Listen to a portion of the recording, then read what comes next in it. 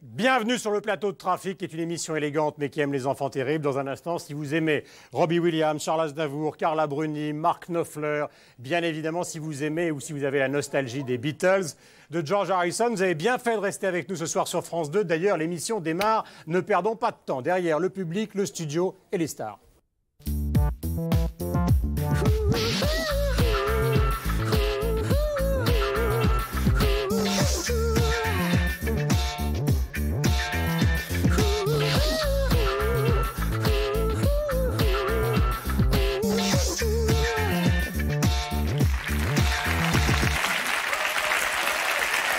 Carla Bruni, Charles Aznavour.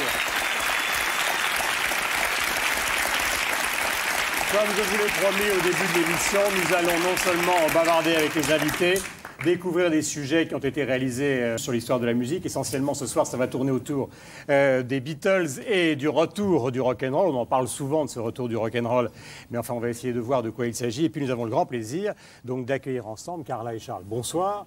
Quelqu'un qui est une grande star internationale que vous connaissez tous, donc c'est pas la peine d'en rajouter. Mesdames et messieurs, Robbie Williams.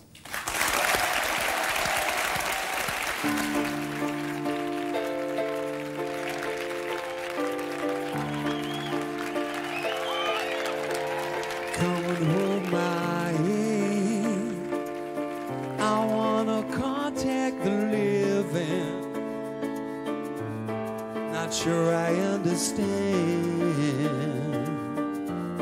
this role I've been given. I sit and talk to God, and He just laughs at my plan.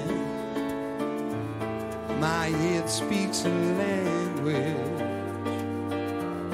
I don't understand.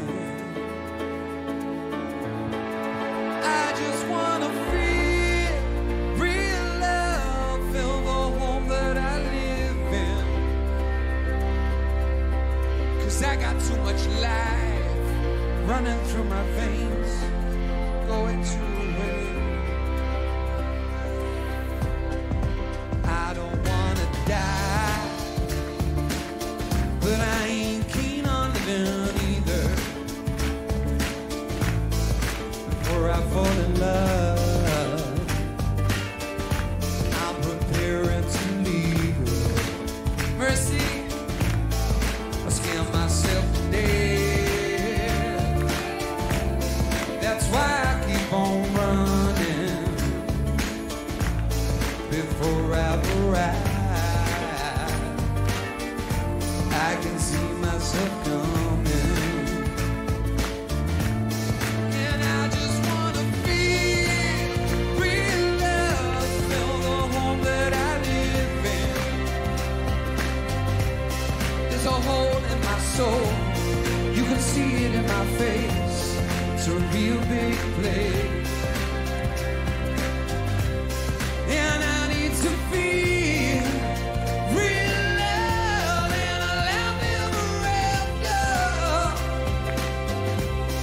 I cannot get enough.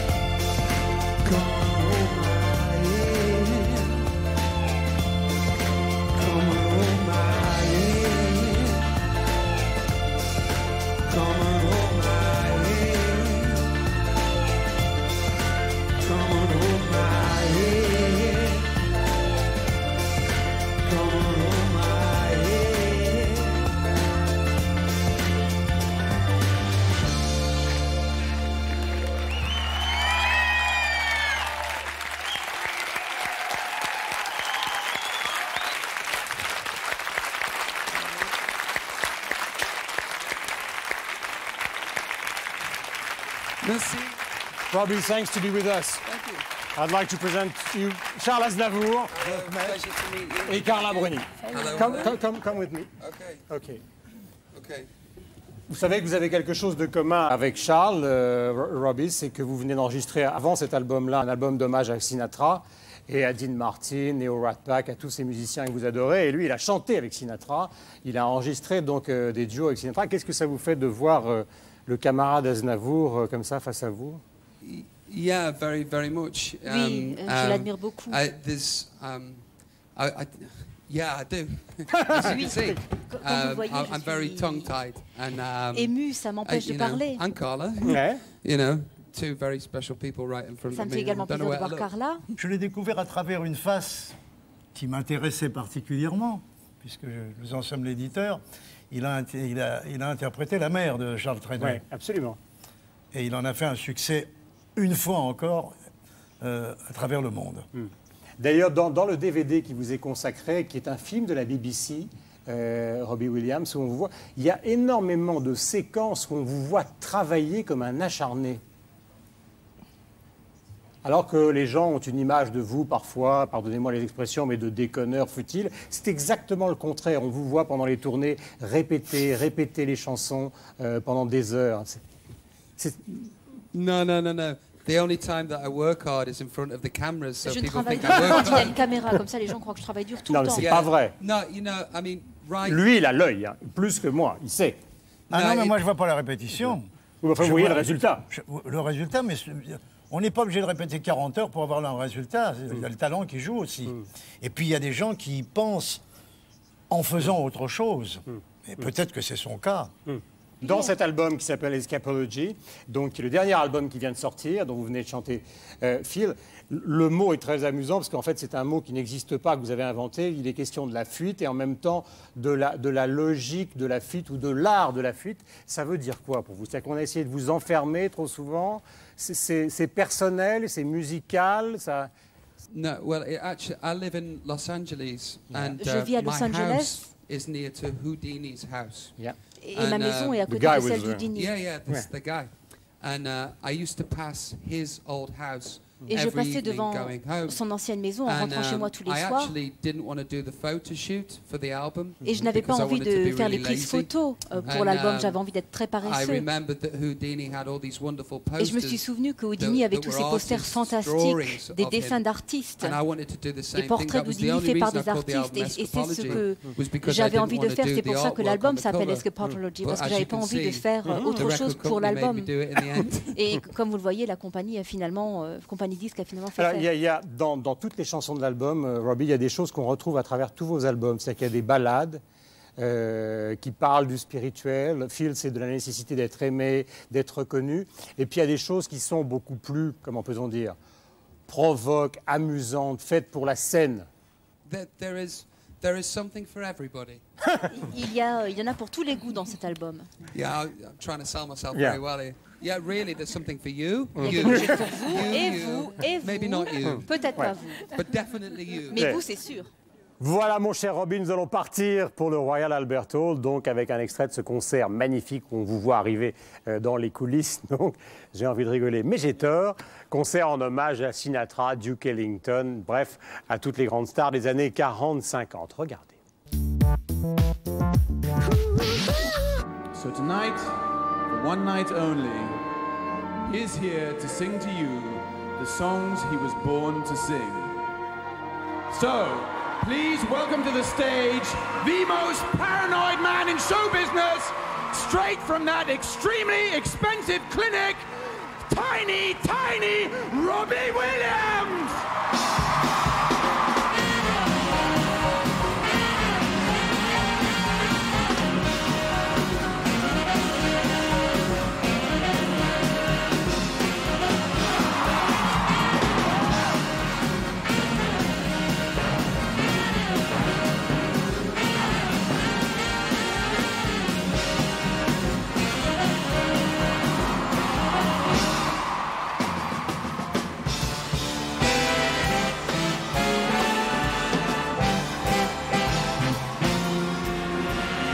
Have you met Miss Jones? Someone said as we shook hands, she was just Miss Jones to me. Good evening. Yes, there were times I'm sure you knew when I bit off more than I could chew. But through it all, when there was doubt, I ate it up and spit it out. Let the record show I took the blow and did it my way.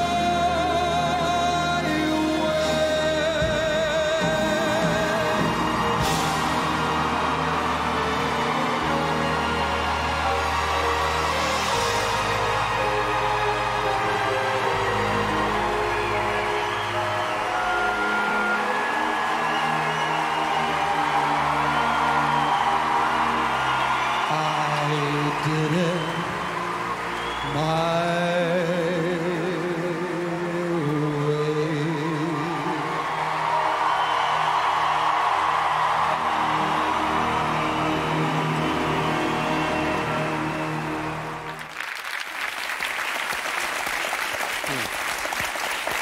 Je ne sais pas, Charles, si vous avez écouté l'excellent album de Robbie précédent, donc, qui interprétait à la fois Sinatra, Ellington, etc.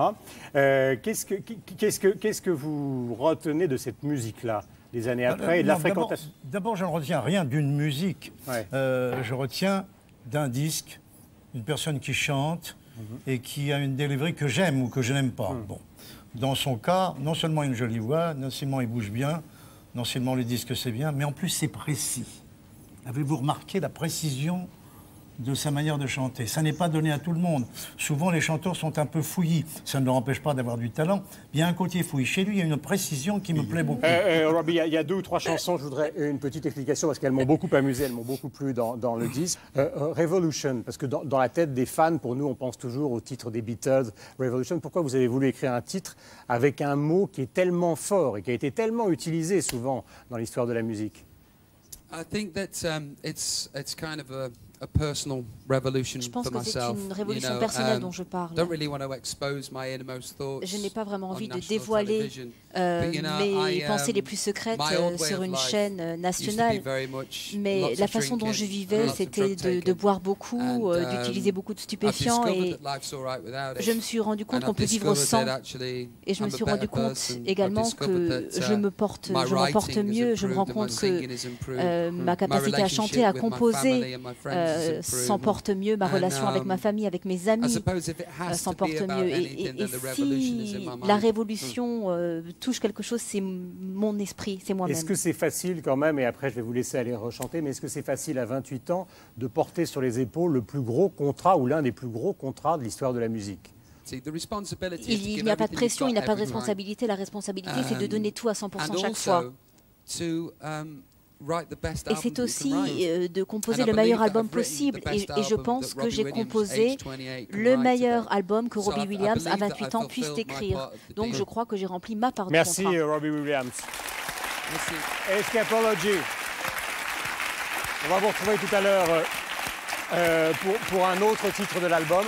Je voudrais qu'on découvre ensemble avec Robbie, avec vous deux, un sujet de Frédéric Lecomte consacré à une des icônes du rock'n'roll, en tout cas de cette musique-là, qui est John Lennon. John Lennon est mort malheureusement, vous le savez, en mois de décembre 1980. Ça faisait 4 ou 5 ans qu'il vivait un petit peu reclus à New York, car il avait pas mal de problèmes quand un barjot, il faut bien le dire, quelqu'un qui l'a suivi au bas de son immeuble Dakota, donc a mis fin à ses jours. Et c'est toute l'histoire de John Lennon que je vous propose ensemble, que nous revivions. C'est probablement un moment très émouvant, parce que vous allez voir à la fois des images qui sont des images que tout le monde connaît, lui chantant Imagine sur le fameux piano blanc, mais en même temps, Frédéric a essayé de trouver des choses qu'on avait rarement vues, d'où l'intérêt de découvrir son récit.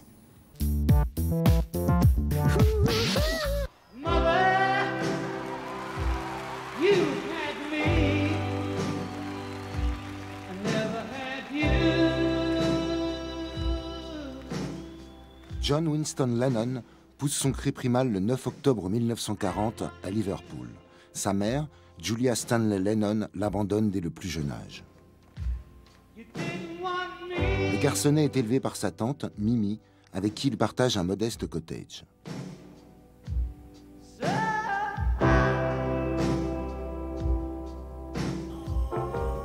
À 16 ans, John Lennon joue au sein des Quarrymen et rencontre Paul McCartney, avec qui il décide de fonder les Beatles. Le groupe effectue ses débuts dans les Bouches de Hambourg, puis à la Caverne de Liverpool.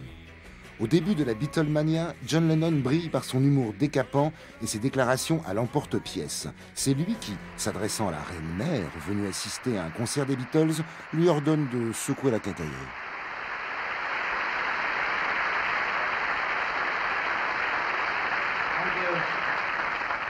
For our last number, I'd like to ask your help. For the people in the cheaper seats, clap your hands. And the rest of you, if you just rattle your jewelry.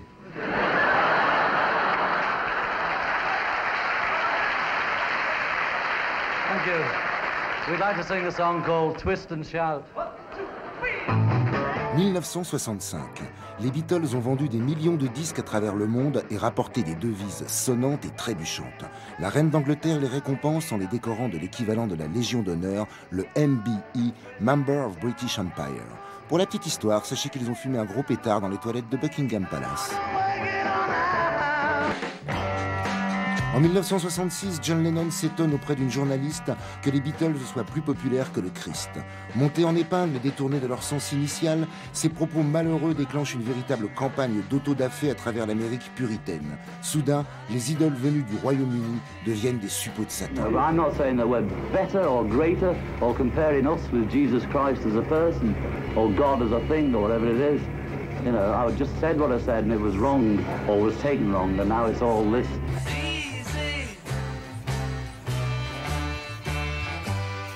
L'année suivante, John Lennon compose son premier grand hymne pacifiste, All You Need Is Love, tout ce dont vous avez besoin, c'est d'amour, qu'il interprète en Mondovision, une grande première à l'époque, face à 150 millions de téléspectateurs.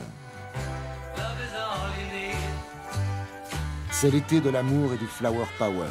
Les enfants fleurs font des bulles et se gavent de drogues hallucinogènes, mais la réalité du monde n'est pas un rêve éveillé.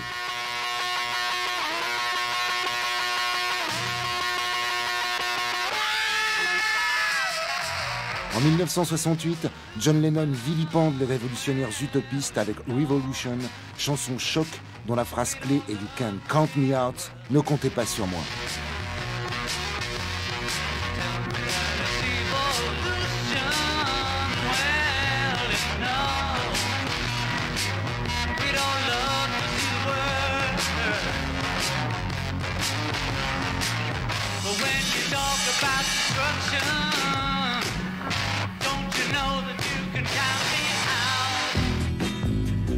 Cette même année, John Lennon file le grand amour avec Yoko Ono, artiste avant-gardiste d'origine japonaise, avec qui il enregistre des disques expérimentaux, fait scandale en posant nu sur la pochette de Two Virgins et se marie à Gibraltar le 20 mars 1969. Manipulateur né, John Lennon est la première pop star à mettre son charisme et sa notoriété au service d'une grande cause humanitaire, la paix dans le monde. Avec Yoko Ono, il passe plusieurs jours au lit dans le cadre du bed-in et convoque la presse internationale afin de propager son message universel.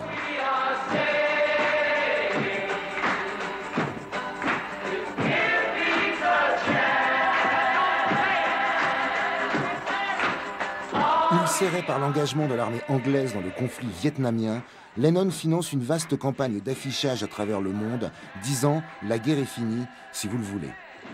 We want to make peace economically viable, you know, and so therefore, if there's money in it, the establishment will come along. You know. Let them earn money out of it. Let them do what they like. You know, but we don't believe there is such a generation gap. There are peace lovers of all ages and of all walks of life. We haven't particularly had more help from, say, hippies or whatever than we have from adults.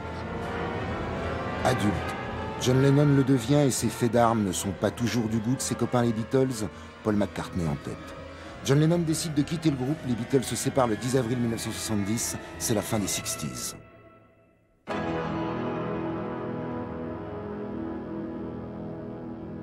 Yeah, come on, I'll teach you. C'est dans sa demeure d'Ascot, en Angleterre, et sous la houlette du légendaire producteur Phil Spector, que John Lennon enregistre Imagine en 1971, chanson culte appelant l'humanité à inventer un monde fraternel, sans possession ni religion.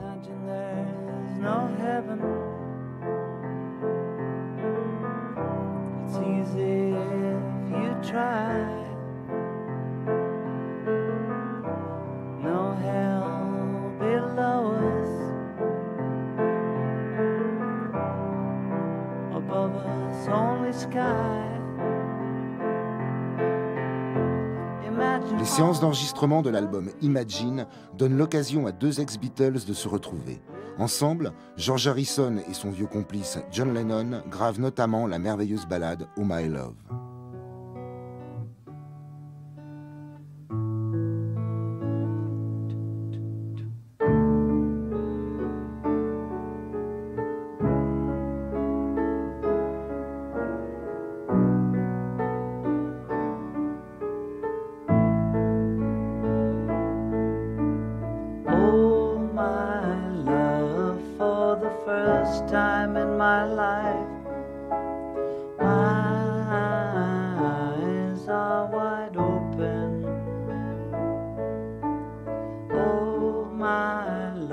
Faisant de chaque chanson un hymne à l'amour fusionnel qui le lie à Yoko Ono, John Lennon coule des jours heureux, mais ce n'est pas toujours facile d'être l'ambassadeur de la paix.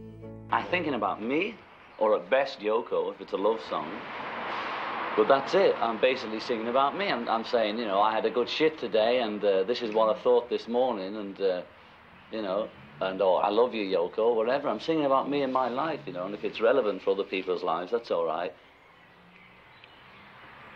Are you hungry? Hmm? Yeah. Let's give him something to drink. Le pouvoir au peuple. John Lennon manifeste dans les rues un mégaphone à la main et soutient les activistes de tout poil. En 1971, il décide de s'expatrier aux États-Unis avec Yoko Ono, mais le gouvernement Nixon voit ça d'un très mauvais œil. When it first started, I was followed in a car, and my phone was tapped. And I think they wanted me to know to scare me, and I was scared, paranoid. Prisonnier dans un pays qui le rejette, John Lennon atténue ses ardeurs politiques et multiplie les projets discographiques. Une fuite en avant, placée sous le signe d'une menace permanente. It was less noticeable because you're protected by the image of the power of the Beatles. Now when it happens, I'm on my own, right? You know, and it's easier to get sniped. Harcelé par les autorités, John Lennon décide en 1975, contre toute attente et au grand désespoir de ses fans, de se retirer de la vie publique pour, officiellement, se consacrer à l'éducation de Sean, le bébé qu'il vient d'avoir avec Yoko Ono. Durant 5 ans, Lennon vit en ermite, enfermé dans sa cage dorée du Dakota Building, où il fait son pain et élève son fils, complètement coupé de la réalité du monde extérieur.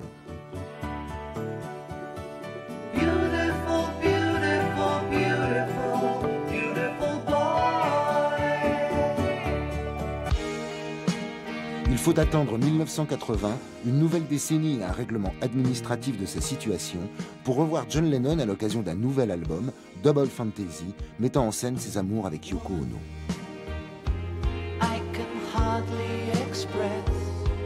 Malheureusement, le disque à peine dans les bacs, John Lennon est sauvagement assassiné le 8 décembre 1980 par un fan détraqué. Mark Chapman, condamné à 20 ans de prison ferme. La consternation est de dimension planétaire et John Lennon devient par excellence l'icône pacifiste et contestataire des années 60-70.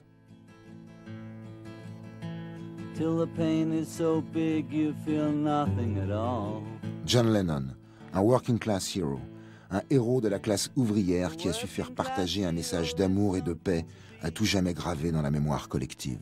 I still believe all you need is love. I still believe in the fact that love is what we all need. Voilà l'histoire extraordinaire de John Lennon, donc, né en 1940 dans une ville désormais célèbre en grande partie grâce aux Beatles, c'est-à-dire Liverpool. Benjamin Violet, merci pour lui.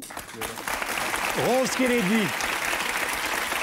Son CD, donc, qui a eu beaucoup de succès, la collaboration donc, que tout le monde connaît de Chambre avec Vue, l'album de Camarade Salvador. Alors, Charles, qu'est-ce que vous pensez de ce récit qu'on a essayé de reconstituer avec des images qui sont très connues et d'autres qui le sont moins, le rôle qu'il a joué, le fait que finalement sa vie à New York, à la fin, était une sorte d'enfer doré, parce qu'il a... Oui, je trouve ça très bizarre de toute manière.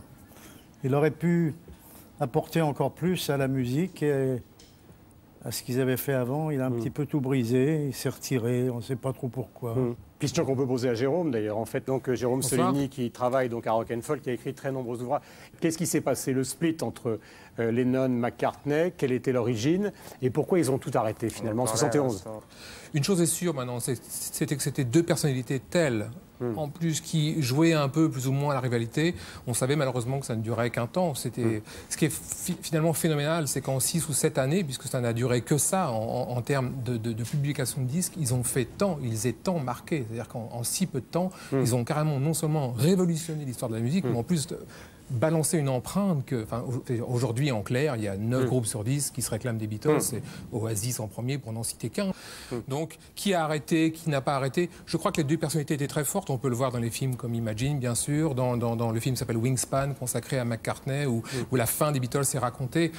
Je crois qu'ils s'aimaient, ils se détestaient presque autant, mais je crois qu'à la fin, ils s'aimaient énormément, puisqu'il y a eu quand même des pseudo-rencontres, des qu'on connaît, des qu'on ne connaît pas, mais il s'est passé des choses.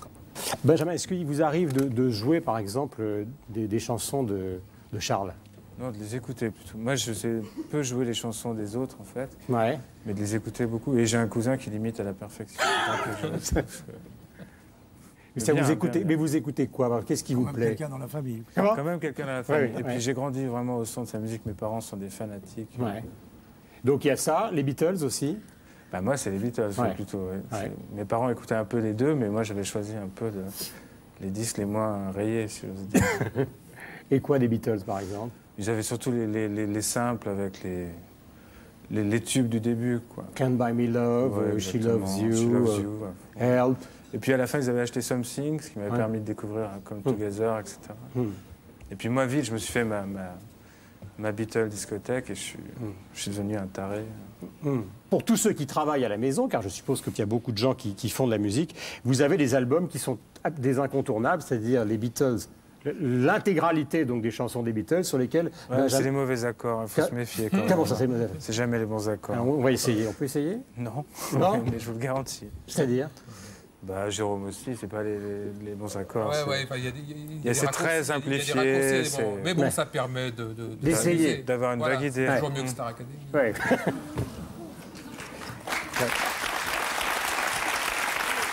Bon. Benjamin Charles, avant de se quitter, disait tout à l'heure qu'au fond, toute sa culture musicale s'est construite à la fois avec les Beatles, mais avec vous aussi. Je suppose que ça fait plaisir. Non, mais attention, c'est normal. Des générations dépendent des gens qui les ont influencés dans leur génération. Si vous me demandez à moi, ça va beaucoup plus loin. C'est tout à fait normal. Oui, mais pas seulement les parents aussi. Moi, si je vous parle de Xanroff, vous ne savez même pas qui c'est. N'est-ce pas? Rappelez. Lorsque tout est fini, etc., etc. Puis Jean Tranchant.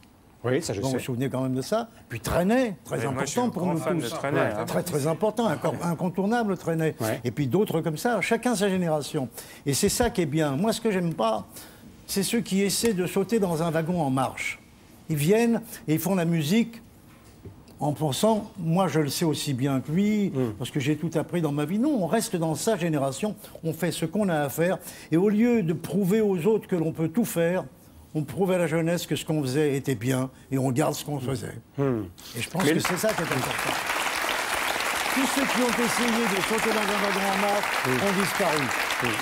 Et le fait, tout à l'heure on l'avait avec Robbie Williams, que les gens aient envie dans le monde entier de chanter avec vous. C'est-à-dire vous avez chanté avec Sinatra, vous avez chanté avec Robbie Williams, plein de gens ont envie d'enregistrer avec vous. La preuve, c'est cet album que vous êtes en train de... survécu alors, c'est normal. Oui, non, enfin d'accord, il y en a plein qui ont survécu et personne n'a envie de chanter avec eux. C'est quand même plutôt sympathique. Oui, c'est très sympathique. Est-ce que vous savez, mon cher Charles, qu'il y a quelque chose que vous avez pratiquement de commun avec Carla, parce qu'on va parler de son album tout à l'heure et ainsi que celui de Benjamin, c'est que dans celui-là, il y a une chanson de vous que tout le monde connaît qui est Toi et moi.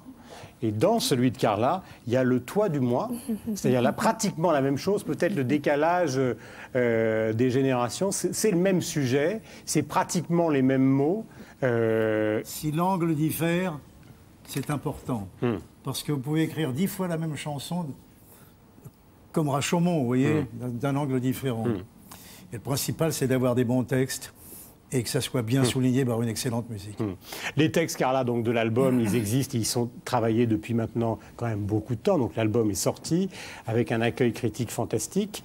Alors, les textes sont magnifiques. Au fond, quel type de musique mettre autour de ça et comment ça s'est défini? Là, sur l'album, c'est pas à chaque fois le texte qui vient avant. De temps en temps, j'ai la musique et de temps en temps, c'est en même temps. Donc, je ne suis pas partie des textes. Simplement, comme c'était du français, j'ai beaucoup travaillé les textes. C'était plus difficile que lorsque j'écris en anglais, par exemple, où je me laisse beaucoup plus aller à la musique. Étrangement, peut-être M. Aznavour disait tout à l'heure que c'était une affaire de rythme ou de... je ne sais pas, j'ai plus facilement de tranquillité en anglais. En français, c'est vrai que je me suis concentrée, j'avais peut-être peur, je ne sais pas, de me relâcher, je sais pas. Non, mais il y a un jeu, en tout cas, avec les mots qui est magnifique. Il y a un jeu très ludique et très heureux à faire en français. C'est le français qui permet ça. Je suis le thé, tu es la tasse, toi le putain et moi la passe, la etc. Putain. Ouais. Enfin, il y a tout un jeu, un décalage, une précision qu'évoquait tout à l'heure Charles à propos de Robbie Williams, qui, on le sent, vous tient à cœur. Parce que le français, la langue française, pour moi, c'était vraiment ça. C'était vraiment la musique des textes, dans les poèmes, dans les livres. Et je sais pas, j'ai dû m'imprégner de ça pour écrire, sans doute. Je m'en rends pas compte.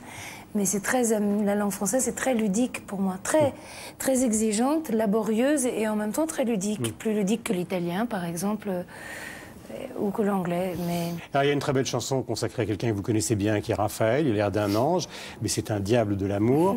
Et au fond, à chaque fois, en parcourant l'album, j'ai pensé à un texte d'Aragon qui est devenu une chanson célèbre de Ferrat, c'est Que serais-je sans toi? Parce que j'ai l'impression que c'était un peu, non pas la logique de l'album, parce que ce serait une comparaison hâtive, mais en tout cas, la tendresse, l'amour, les conseils de la maman à un moment. Il y a une chanson qui est consacrée, au fond, tu rencontres beaucoup de gens. C'est ça, je crois, pour moi, c'était un disque intime. Il m'est très proche. Il est vraiment... j'ai pas du tout l'impression de m'être ni trahi, ni d'être dans une imposture. Bon, après, je suis extrêmement étonnée que ça puisse émouvoir d'autres personnes. Ça m'étonne vraiment beaucoup, beaucoup. Parce que pour moi, il était très intime, ce disque. Et j'étais même à me demander si ça aurait intéressé qui que ce soit de savoir, bon, ce que je... Enfin, vous en faites pas, on se le demande tous. Merci Charles d'être venu nous voir, ça nous fait extrêmement plaisir. C'était une bonne nouvelle pour la deuxième émission de Trafic que vous soyez là. Et on vous souhaite évidemment le meilleur album de duo possible. Je vous rappelle, produit par Phil Ramone. Oui, il sera très bien produit de toute manière et j'aurai des amis formidables qui vont chanter avec moi. Donc c'est une bonne chose. Merci. Merci pour lui. Je vais vous présenter donc, avant que Charles nous quitte, donc, le garçon qui va nous rejoindre. C'est Mark Knopfler, vous savez que c'est un des plus grands guitaristes de l'histoire du rock. C'est un garçon qui a fondé donc un célèbre groupe qui s'appelle Dire Straits au milieu des années 70. Il a commencé une carrière solo en 1996 après donc la séparation de Dire Straits. Et je pense que c'est son meilleur album depuis qu'il fait une carrière solo qui s'appelle The Rap Speaker's Dream. Et le premier titre au fond c'est Why Amen. Et vous allez écouter donc Mark Knopfler qui est sur le plateau de Trafic et c'est un grand plaisir pour nous.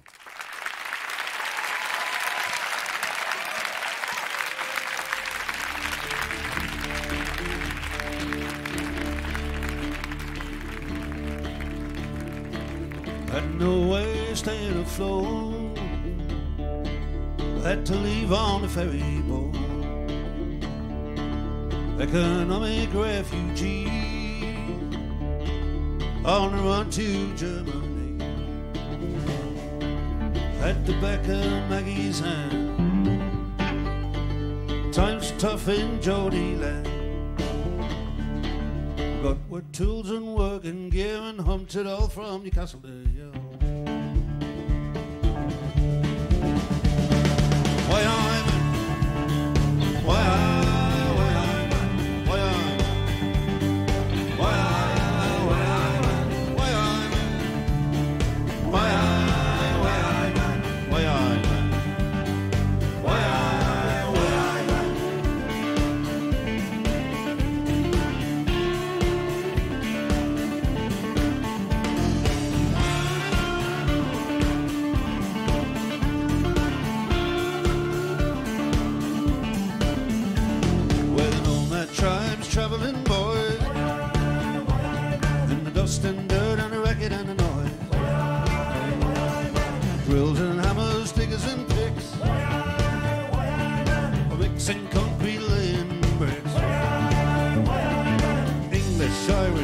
love.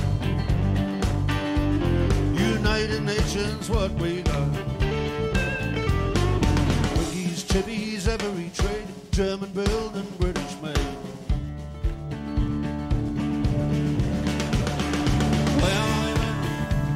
Oh, way I'm, way I'm, way I'm, way I'm, way I'm, way I'm, way I'm, way I'm, way I'm, way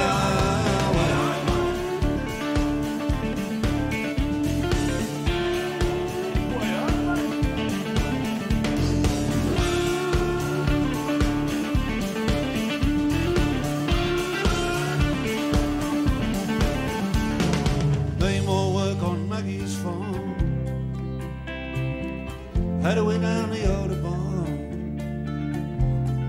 Mine's Port to Cabin Bay, over Bunkerness and Huddersfield.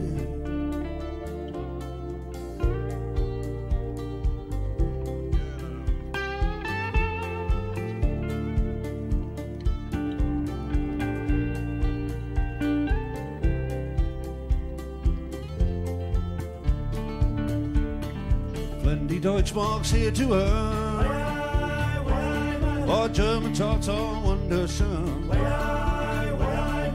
German beer is chemical free. Germany's all right with me. Times are with smile with a time.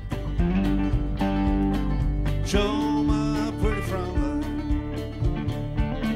Tonight we'll drink the old town dry, keep our spirit levels high.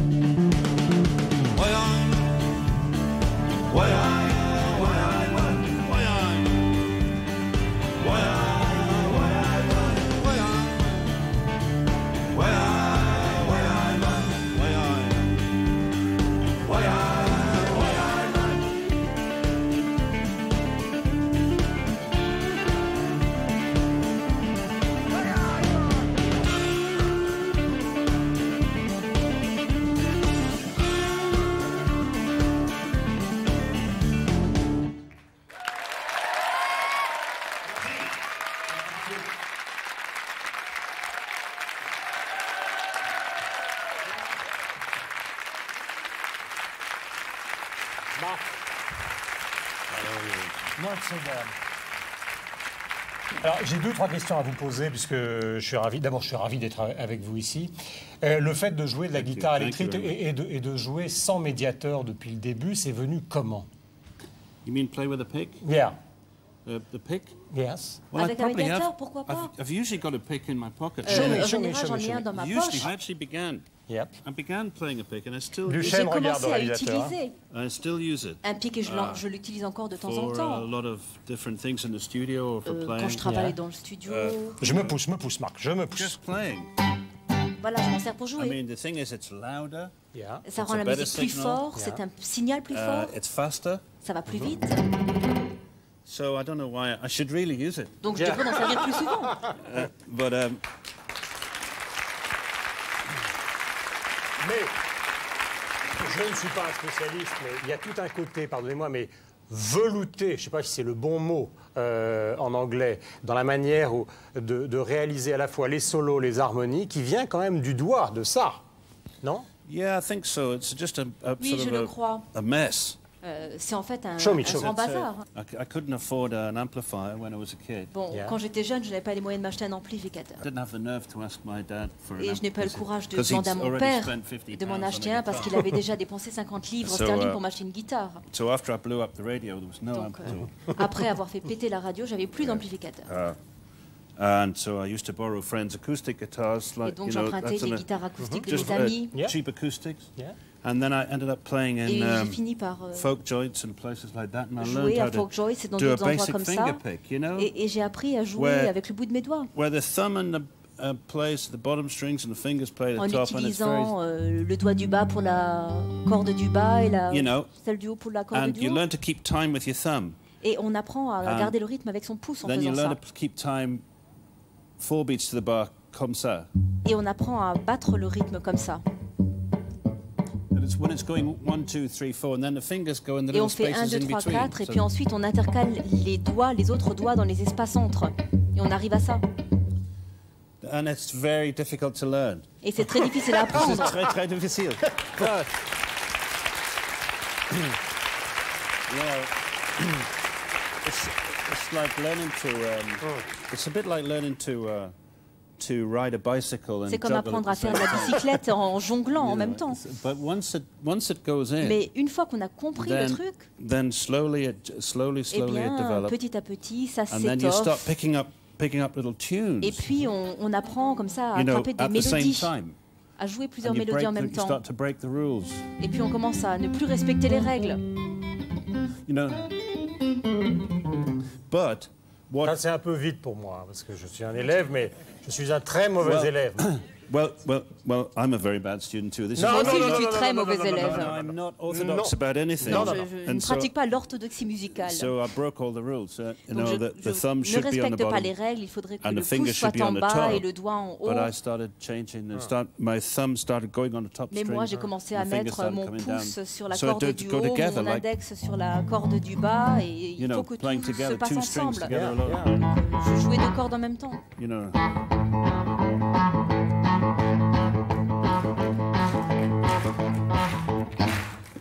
Comme ça. So it's just a style, really, and it's C'est un style like I de say, musique. it's not perfect, but it's Et comme je mine. le disais, c'est pas Vous parfait, avez mais toujours, c'est mon Marc, style. dans une petite enveloppe, les conseils de Chet Atkins, que vous n'avez toujours pas ouverts?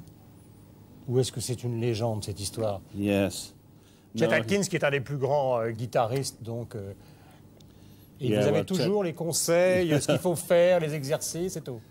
Well, it's actually 2 big envelopes full of guitar stuff that I've still got to C'est do. 2 enveloppes énormes, pleines de choses que and j'ai I- encore à I keep lire et looking à at them, apprendre. you know, Et they're je in les my regarde, study down in a elles sont dans mon corner, and I bureau, keep elles sont dans un thinking, coin de mon bureau, et je n'arrête pas de me dire, bon, I'm going to sit down and get these. un de you ces know, jours, open je them vais up m'asseoir, je vais les and ouvrir. start to, but Je vais les lire, mais the strange thing is, I mean, for me, ce qui est vraiment bizarre pour moi, the guitar is something that I used to write songs with. c'est que la guitare, c'est And, quelque chose que j'utilisais pour écrire I des don't chansons. really sit down and do guitar as guitar, you know, Et je ne very m'assois much. pas pour jouer de la And I keep guitare telling pour jouer de la myself I've got guitare. to do that. Et je me dis sans arrêt, il faudrait que tu le fasses. And the guitar is such a huge, music is such a huge, La musique, c'est it's a humbling subject, it's such a big thing. un and- sujet qui vous apprend l'humilité, And, le I respect, keep c'est meaning to tellement find vaste. time Et, and sit down et j'essaie and sans study the arrêt de guitar, trouver le temps de m'asseoir, de me poser et d'étudier la guitare. Et je ne l'ai I'm pas. sure the other guys know what I'm talking Je about. suis sûr que les musiciens savent de quoi je parle.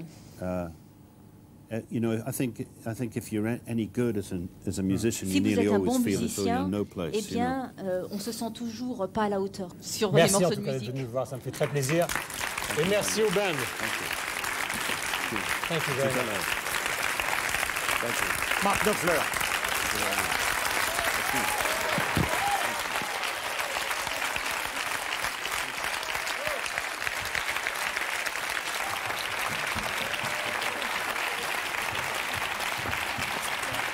Merci pour Michel Jonas et Gérald de Palmas.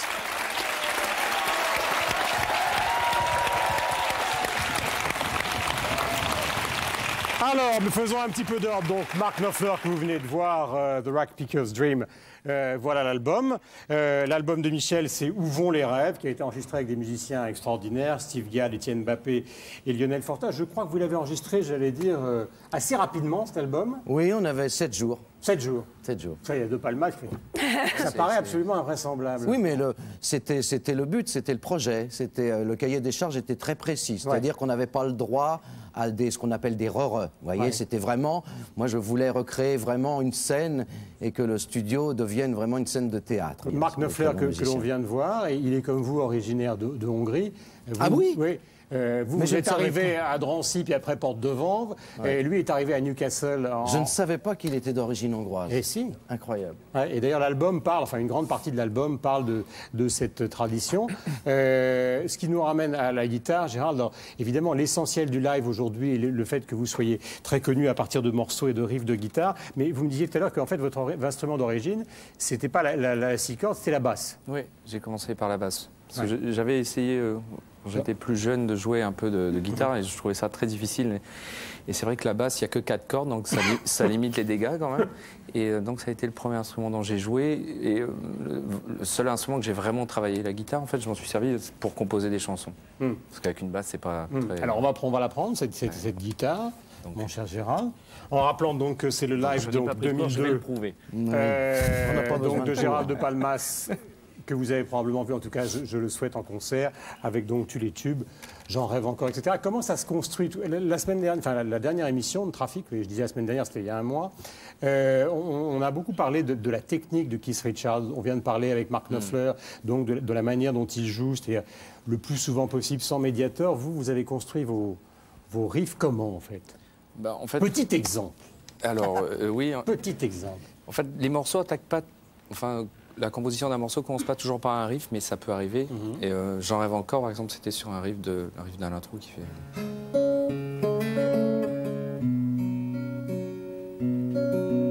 Ouais, c'est toujours ça tout le long. C'est de la flemme, en fait. Donc, je fais toujours le même truc tout le long. Ouais. Et en fait, je sais pas, moi non plus, je joue pas du tout au Mediator. Je trouve que ça fait une interface, en fait, entre les mains et la guitare que j'aime pas. Déjà, c'est pour ça que je préfère aussi l'acoustique. C'est que c'est un instrument qu'on peut jouer contre soi. Et... Comme Knopfler, d'ailleurs, c'est là qu'il disait qu'il ne joue pas du tout comme les guitaristes de rock qu'on voit partout, mais il joue avec la guitare posée, tranquillement. Ouais, et en plus, vraiment, bon, là, elle est branchée pour des besoins de télé, mais c'est vrai que sinon, on peut jouer, pas besoin d'avoir d'ampli. J'aime bien ce côté organique avec l'instrument. Est-ce qu'on peut avoir des exemples, par exemple, de Tomber ou de Regarde-moi bien en face? Ça donne quoi? Alors, Tomber, ça faisait...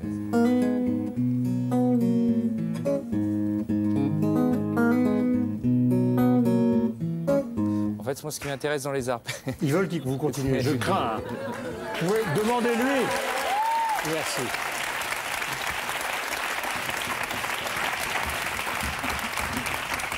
Ça est en train de tout casser, mon cher Gérald. Faites quelque chose. Le couplet, alors? Juste le couplet? Ouais.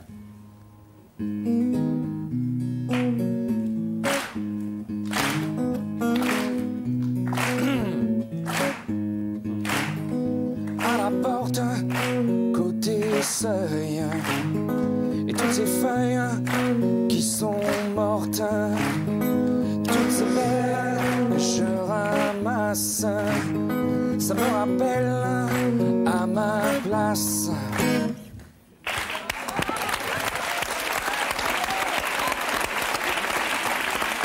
C'est le live 2002, c'est le dernier CD. Celui de Carla, dont quelqu'un m'a dit, toute proche de sa guitare. Carla, merci d'être venue nous voir. Merci. Et donc les voici. On va se retrouver évidemment avec Gérald et Michel Jonas dans un instant. Le temps que vous découvriez un sujet de Frédéric Lecomte concernant l'art de la provocation. Alors avant ça, je voudrais que vous puissiez voir, puisque tout à l'heure on était avec Robbie Williams, ce qu'il a déclaré lors d'une des cérémonies récentes des MTV Awards. Vous allez probablement découvrir ça sur les écrans de Trafic et on bavardera ensemble après de la provocation dans cette musique qui parfois est purement commerciale, mais parfois aussi est profonde, nécessaire et liée à cette musique. Regardez donc Robbie Williams aux MTV Awards. Okay,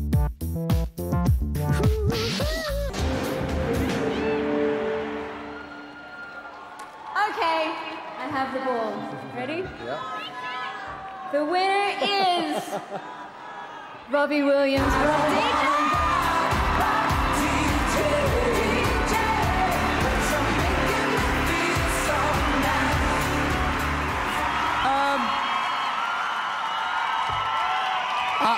I'm not saying anything bad about people's choice on this one or, you know, voting for this one, but I think it's a terrible song and it's really silly.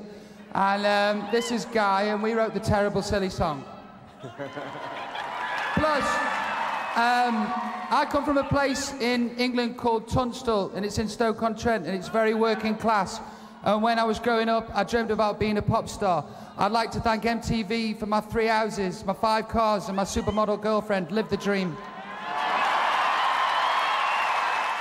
Voilà donc Robbie Williams,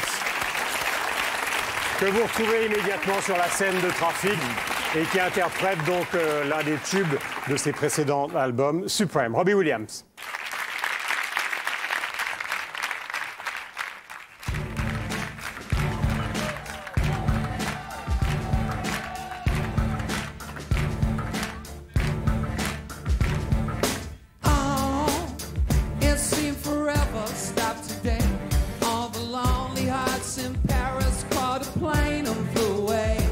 all the best women are married, all the handsome men are gay, feel deprived. Yeah, are you questioning your size? Is there a tumor in your humor? Are the bags under your eyes? Do you leave dance where you sit? Are you getting on a bit? Will you survive? You must survive when there's no love in town. This new century keeps bringing you down. All the places you have been trying to find a love supreme, l'amour suprême. Oh, what are you really looking for? Another partner in your life to abuse and to adore? Is it love, it every stuff, or do you need a bit of rough? Get on your knees. Yeah, turn down the love songs that you hear, 'cause you can't avoid the sentiment that echoes in your ear, saying love will stop the pain, saying love will kill the fear. Do you believe? You must believe. When there's no love in town, this new century keeps bringing you down. All the places you have been trying to find a love supreme, l'amour supreme.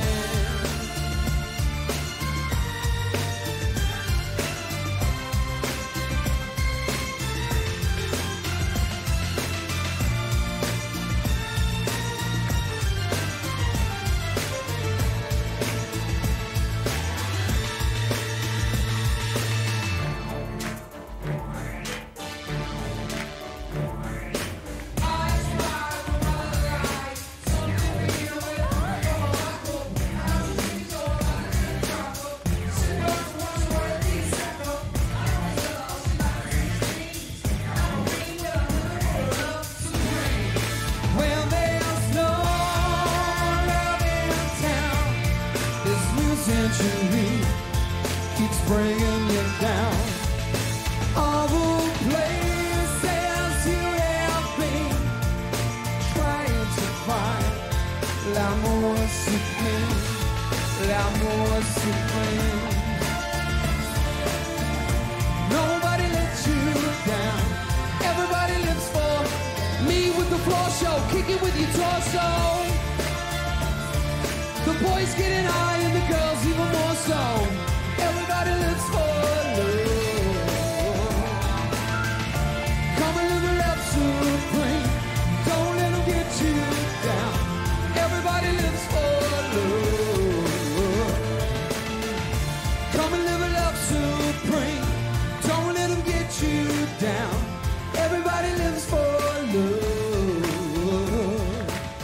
Merci beaucoup. Bonsoir. Merci Robbie Williams.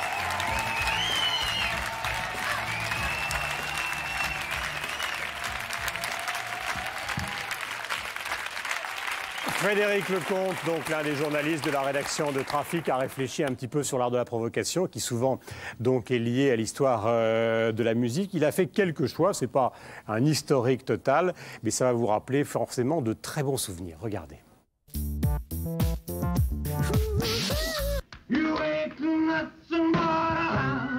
Tout commence en 1956, lorsque le roi du rock, Elvis Presley, improvise un déhanchement particulièrement suggestif pour l'époque au cours d'un show télévisé très prisé par le public américain. Ce final vaut au King de se faire surnommer le Pelvis et l'interdiction à tout caméraman de le cadrer à l'avenir en dessous de la ceinture. Une incitation au coït qui a bien failli briser la carrière de l'enfant chéri de l'Amérique blanche et bien pensante.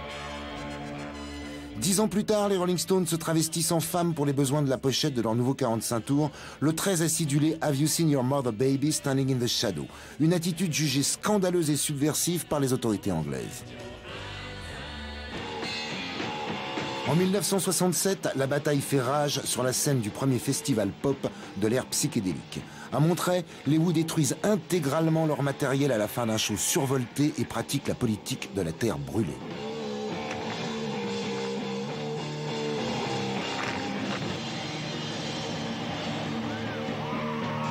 Programmé après les Who, Jimi Hendrix doit faire encore plus fort. Que va-t-il trouver comme idée ? Immoler sa guitare face à un public ébahi par un tel acte de sacrifice.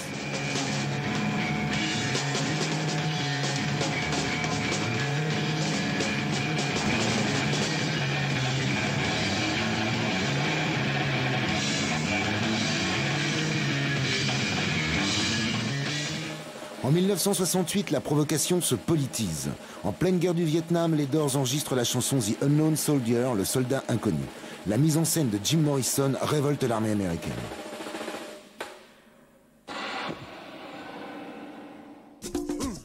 Cette même année, les Rolling Stones, encore eux, décident d'affubler l'album Beggar's Banquet d'une pochette montrant des WC couverts de graffitis obscènes.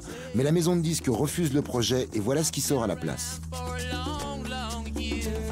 En 1970, David Bowie pose en robe longue sur la pochette de The Man Who Sold the World, affichant ouvertement sa bisexualité, shocking dans les cottages de sa gracieuse majesté. 1971, 2 pochettes chocs sont censurées. La fameuse braguette de Sticky Fingers des Rolling Stones, toujours eux, conçue par Andy Warhol, est interdite en Espagne par le gouvernement de Franco et se voit remplacée par des doigts sortant d'une boîte de conserve. Quant à celle de Love It to Death d'Alice Cooper, elle est retouchée afin de faire disparaître le doigt phallique émergeant de son entrejambe. En 1972, Michel Polnareff exhibe son auguste postérieur sur les affiches de son spectacle à l'Olympia. Cette photo traumatise la France profonde. Si les gens estiment mon affiche comme une provocation, c'est que eux sont en retard. Pour son spectacle suivant, Polnareff pose nu avec, en guise de cache-sexe, un chapeau tenant tout seul. Ah, 1979, grand cru, les téléphones s'offrent dans le plus simple appareil sur la pochette de Crache ton venin et Gainsbourg fait scandale en interprétant la Marseillaise version reggae.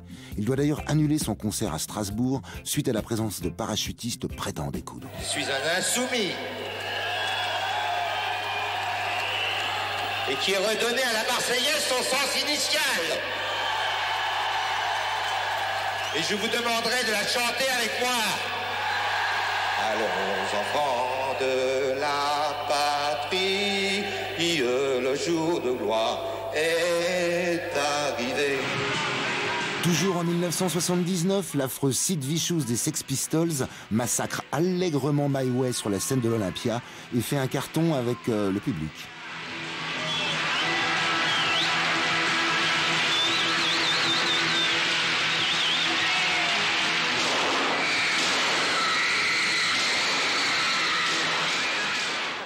Quant à la charmante Nina Hagen, elle donne des cours d'orgasme féminin en direct à la télévision autrichienne. Dass die Frauen sich anfassen müssen, nämlich da in front of is the point of woman sex. Und wenn die Frauen mit den Boys schlafen, dann müssen sie sich hier anfassen. Man kann sehr schön so, sagt man kann auch schön so machen, man kann auch schön so. Man muss immer darauf achten, dass die Frau ihre eigene Hand dort hat.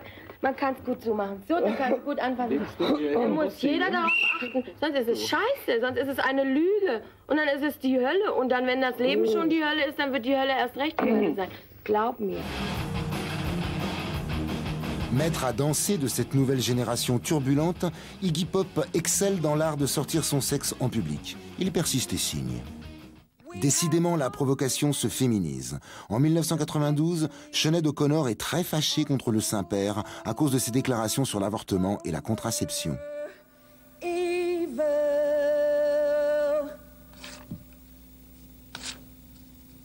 Fight the real enemy. Toujours en 1992, Kurt Cobain décide de changer à la dernière minute le morceau que Nirvana doit interpréter live sur les plateaux de Channel 4. Le brave présentateur a annoncé le tubesque Lithium, mais le groupe expédie Territorial Pissings, chanson subversive, avant de pulvériser son matériel dans un chaos sonique. Depuis, la provocation est devenue une grande affaire de marketing et aucun fait notable n'est à signaler.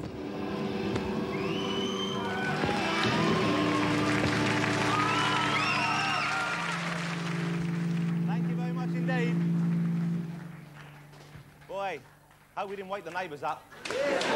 Nirvana there, doing the tune that we didn't actually expect, but they wanted me to tell you they're available for children's birthday parties and bar mitzvahs. Axel Bauer, merci.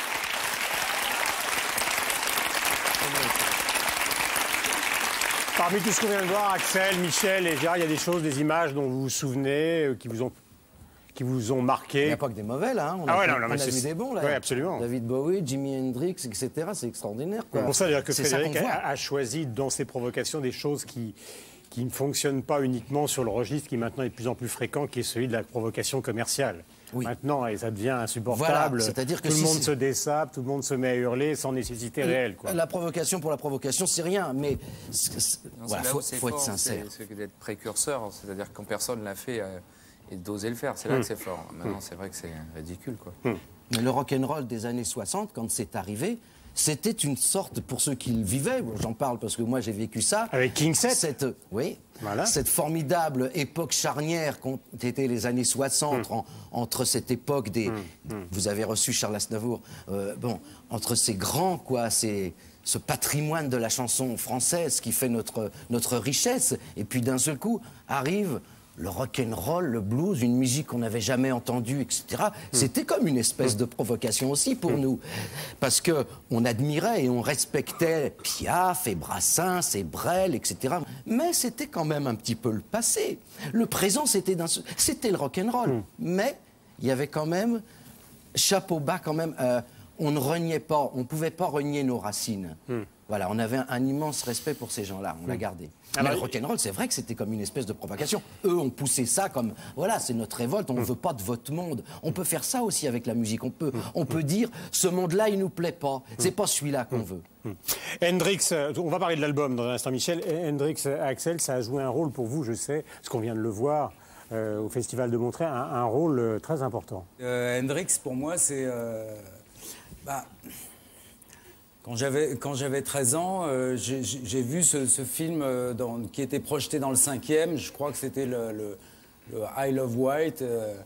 C'était une petite salle comme ça où ça sentait bon le hashish.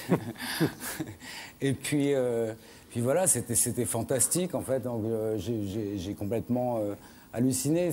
Alors qu'est-ce qu'on fait? On va chercher les albums. Et on essaye comme ça, ou est-ce qu'on prend des méthodes, où on s'acharne? C'est quand même assez difficile, compliqué. Lui, il dormait avec sa guitare. Moi, j'avais l'impression qu'en fait, il prenait un acide et puis qu'il devenait génial. Je crois qu'on était beaucoup à penser ça, en fait. Donc, il y avait on ne savait pas trop comment il était arrivé, on n'avait pas trop d'informations. Aujourd'hui, on a beaucoup d'informations, il y a eu beaucoup de livres sur Hendrix. On sait que quand on lit les biographies sur Hendrix, on s'aperçoit que c'était un méticuleux, un pointilleux en studio, un perfectionniste. Ce qu'on très jeune pas, accompagnateur des autres. Un peu de l'image qui donnait comme ça cette image de très, très brute, très sauvage. En studio, en fait, c'était vraiment un grand professionnel. Donc, Et est-ce qu'il y a, Axel, par exemple, une chanson ou un titre d'Hendrix qui vous a aidé à travailler, vous? C'est-à-dire pour tout ce qui est venu après, de Cargo à aujourd'hui, qui sert un peu de méthode. Par exemple, tout à l'heure, on parlait avec Mark Knopfler de cette espèce de cadeau un petit peu empoisonné que lui avait fait Chet Atkins en lui donnant une méthode, des morceaux à répéter. Est-ce qu'il existe un morceau d'Hendrix, par exemple, qui a joué un rôle pour vous?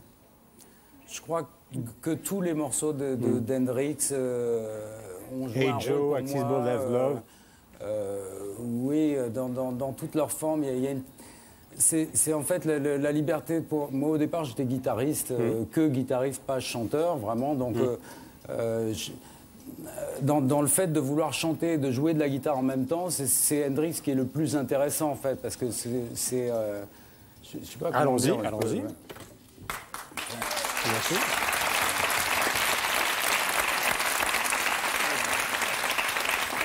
Donc, la guitare, instrument barbare à 6 cordes... Voilà. Je sais pas, c'est cette manière qu'il avait de phraser.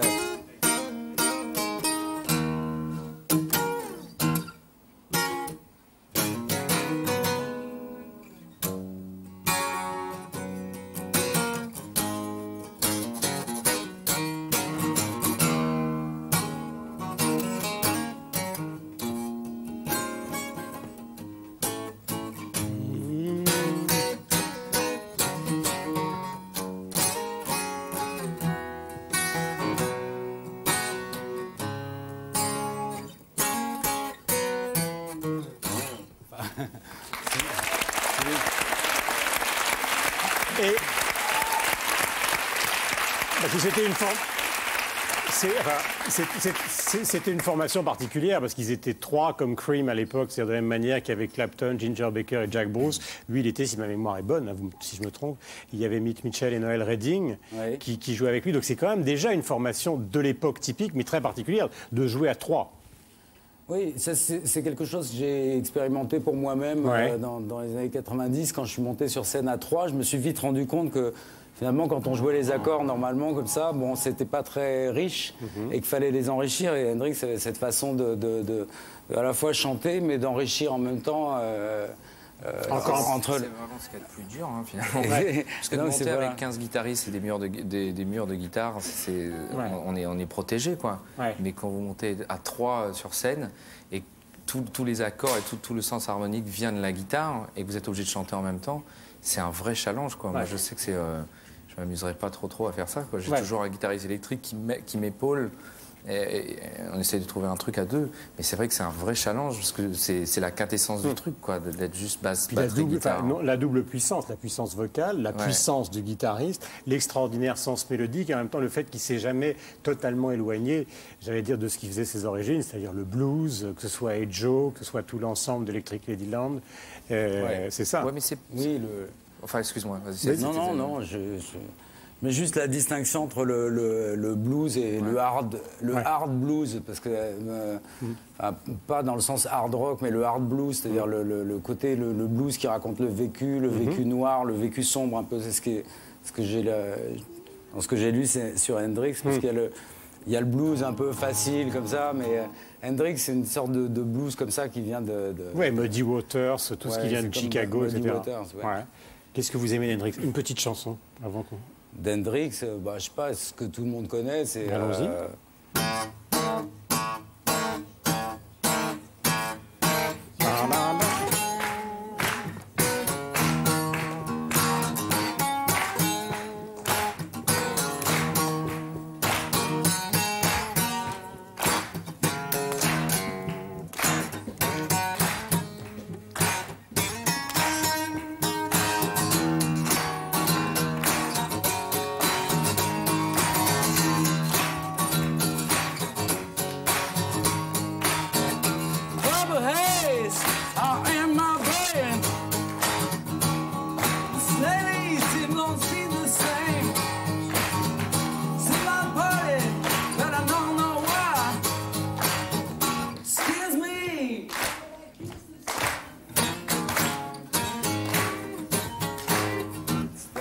Axel, merci.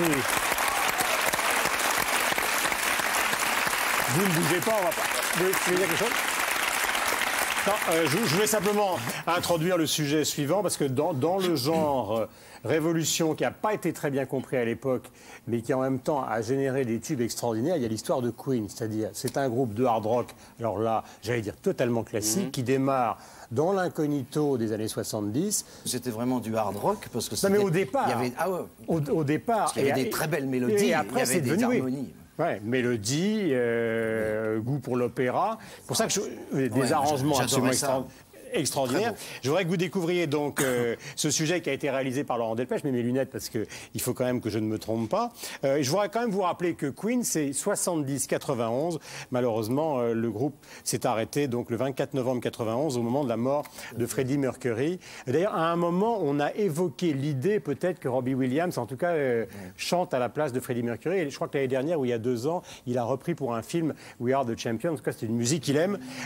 Vous allez découvrir donc ce sujet de Laurent Delpech sur Queen, qui est un phénomène très particulier et qui actuellement fonctionne extraordinairement bien à Londres, si vous avez la chance d'y aller, car il y a une comédie musicale produite par Robert De Niro qui est entièrement consacrée à Queen.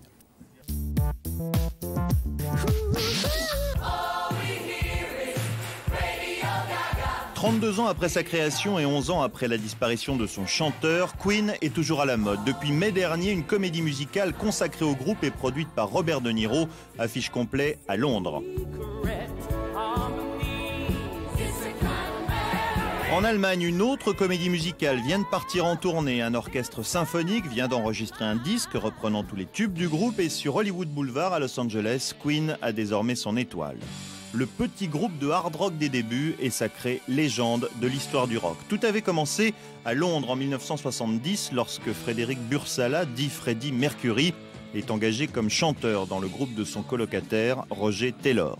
L'ancien étudiant en design graphique s'impose d'entrée en décidant de changer le nom du groupe. Ce sera Queen et non plus Smile. Il choisit un nouveau logo et pense déjà aux tenues qui seront portées sur scène. L'excentricité sera la marque de fabrique du groupe.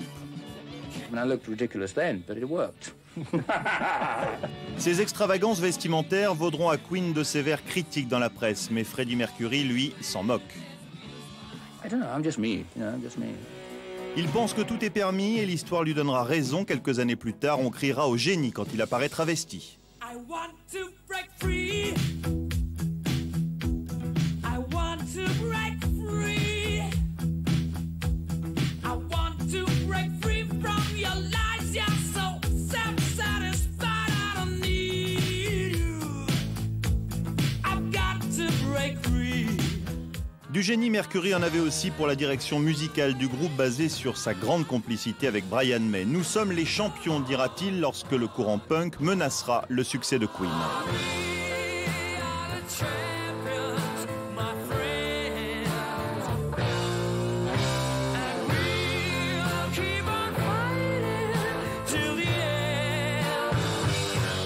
Fasciné par Hendrix et Presley, Mercury veut innover, mélanger les styles. Avec Bohemian Rhapsody, le groupe est le premier à réunir hard rock et opéra dans une même chanson.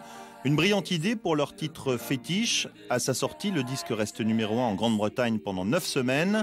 Et le mois dernier, ce titre a encore été élu meilleure chanson des 50 dernières années en Angleterre.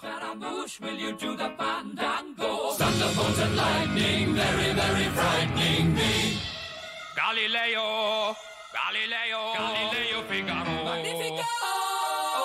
I'm just a poor boy, nobody loves me. He's just a poor boy from a poor family, sparing his life from this monstrosity. Hard rock et opéra, un mélange audacieux, une nouvelle fois couronné de succès avec Barcelona.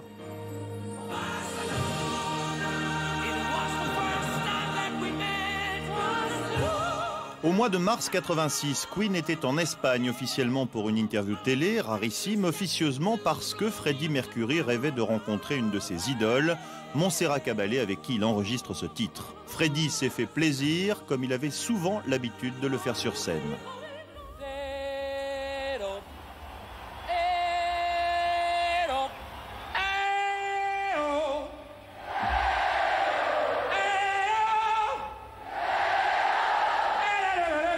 En 1980, Queen a vendu plus de 45 millions d'albums dans le monde. Leurs tournées sont les plus spectaculaires de toutes, 130 000 personnes 2 soirs de suite à Sao Paulo en 81. Des tournées au cours desquelles Mercury laisse libre cours à sa mégalomanie et à son mauvais caractère. I'm a human being, and I'd like people to realize the fact that I'm a human being, and then I can sort of react that way, and I have the same feelings, and the same kind of destructive qualities. I'm bad and good, like everybody else.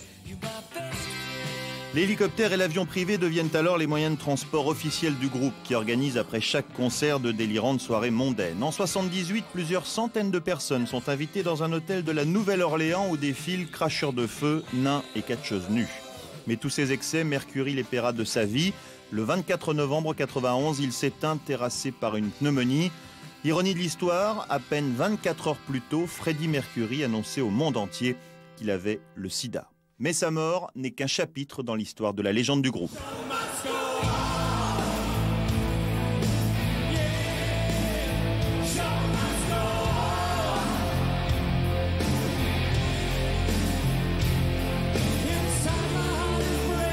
Alors que 10 albums de Queen sont dans le top 100 anglais un mois après la mort de Freddie Mercury, l'année suivante, 72 000 spectateurs viennent au stade de Wembley pour écouter les plus grandes stars du moment rendre hommage aux chanteurs disparus.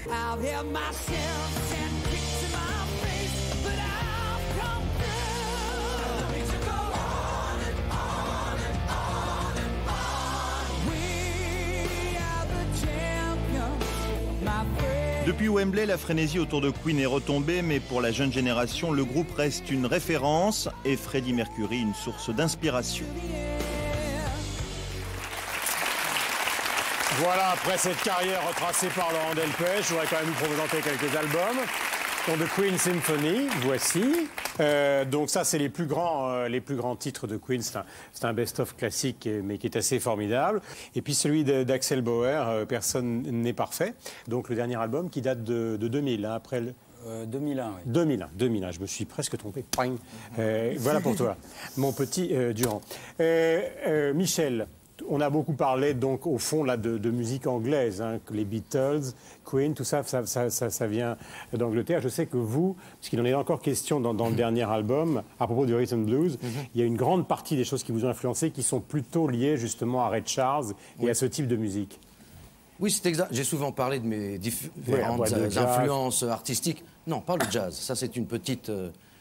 Non, j'étais pas vraiment un enfant du jazz, j'étais pas un amoureux et un passionné du jazz, je connaissais pas bien cette musique-là, j'avais l'impression que c'était réservé à des spécialistes et j'avoue que j'étais pas très sensible à ça. Alors oui, c'est vrai, j'ai fait une chanson qui s'appelle La boîte de jazz, alors on a cru que, mais pas du tout. Moi, mes influences étaient la chanson française, la musique tzigane, j'en ai souvent parlé, la musique tzigane de mes parents et de mes grands-parents que j'adorais, les chants yiddish qu'on écoutait en famille, etc. Et c'est vrai, le coup de foudre, Ray Charles et What I Say. Je voudrais simplement vous demander, Michel, puis il y a un petit piano derrière, un tout petit exemple de Ray Charles. Mais je peux pas... Un tout petit. Un tout petit exemple. On enlève la guitare. Je suis incapable de vous donner un exemple de Ray Charles. Ce que je peux vous dire, c'est vrai que quand j'ai commencé au piano, mon envie, c'était de jouer comme Ray Charles. Ouais. Et je pense que mes premières phrases musicales, j'ai dû faire. Je me disais, c'est ça, quoi, il joue comme ça, lui.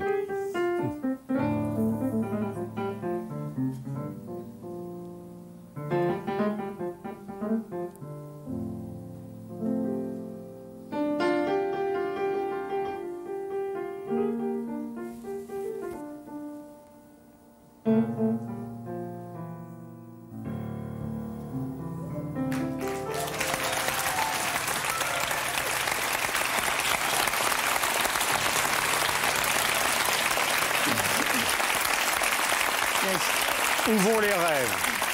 Donc c'est le titre du dernier album de Michel, enregistré avec Steve Gadd. Et donc j'étais un des musiciens formidables. Je vous présente Laurence Romance, merci. Bonjour Laurence. Qui travaille à Libération notamment et qui vient donc de travailler à la traduction maintenant du journal de Kurt Cobain. Donc alors, il faut essayer de raconter un peu, avant qu'on découvre une interview que vous avez la gentillesse de nous amener, que vous avez réalisée, je crois, 6 mois avant sa disparition. La genèse d'abord du livre. C'est-à-dire donc, il est le leader de Nirvana.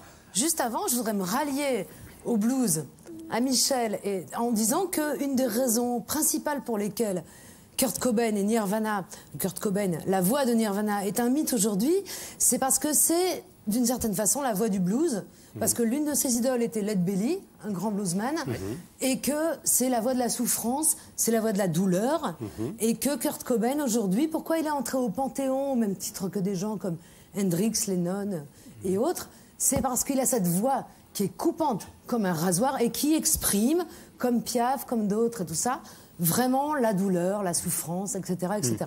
Les albums, on les connaît. D'abord, il faut se souvenir, peut-être que tous ceux qui nous regardent se souviennent à l'époque, la déflagration de Nirvana. C'est-à-dire que 6 mois avant, on n'en parlait pratiquement pas.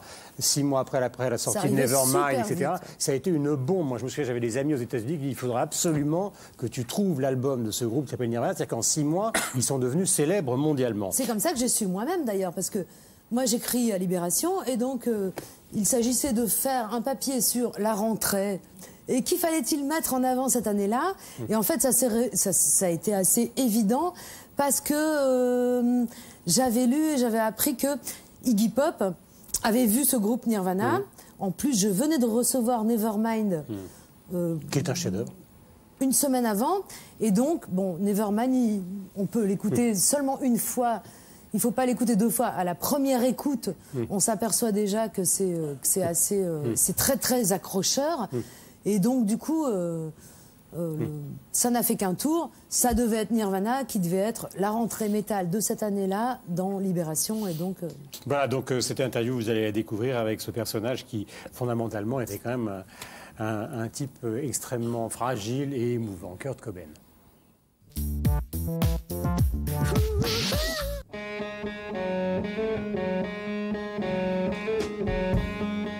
We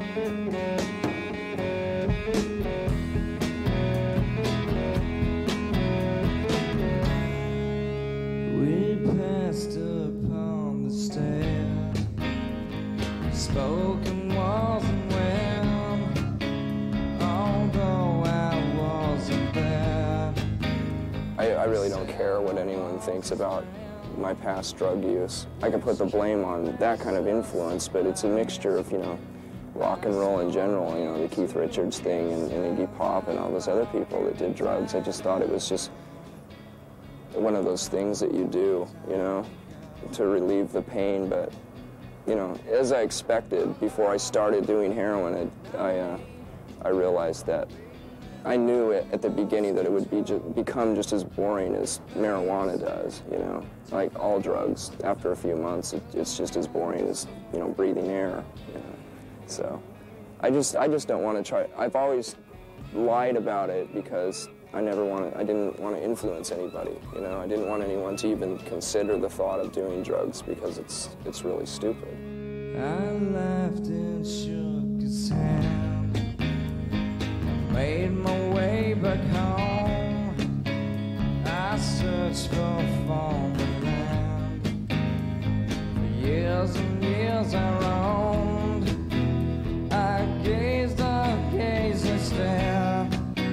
We must have million years. I must have died alone a long, long time ago. Who knows? Not me. I never lost control.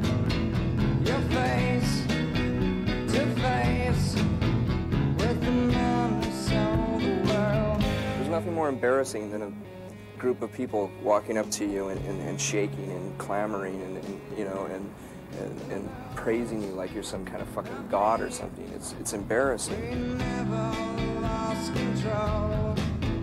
Your face to face of the man who sold the world.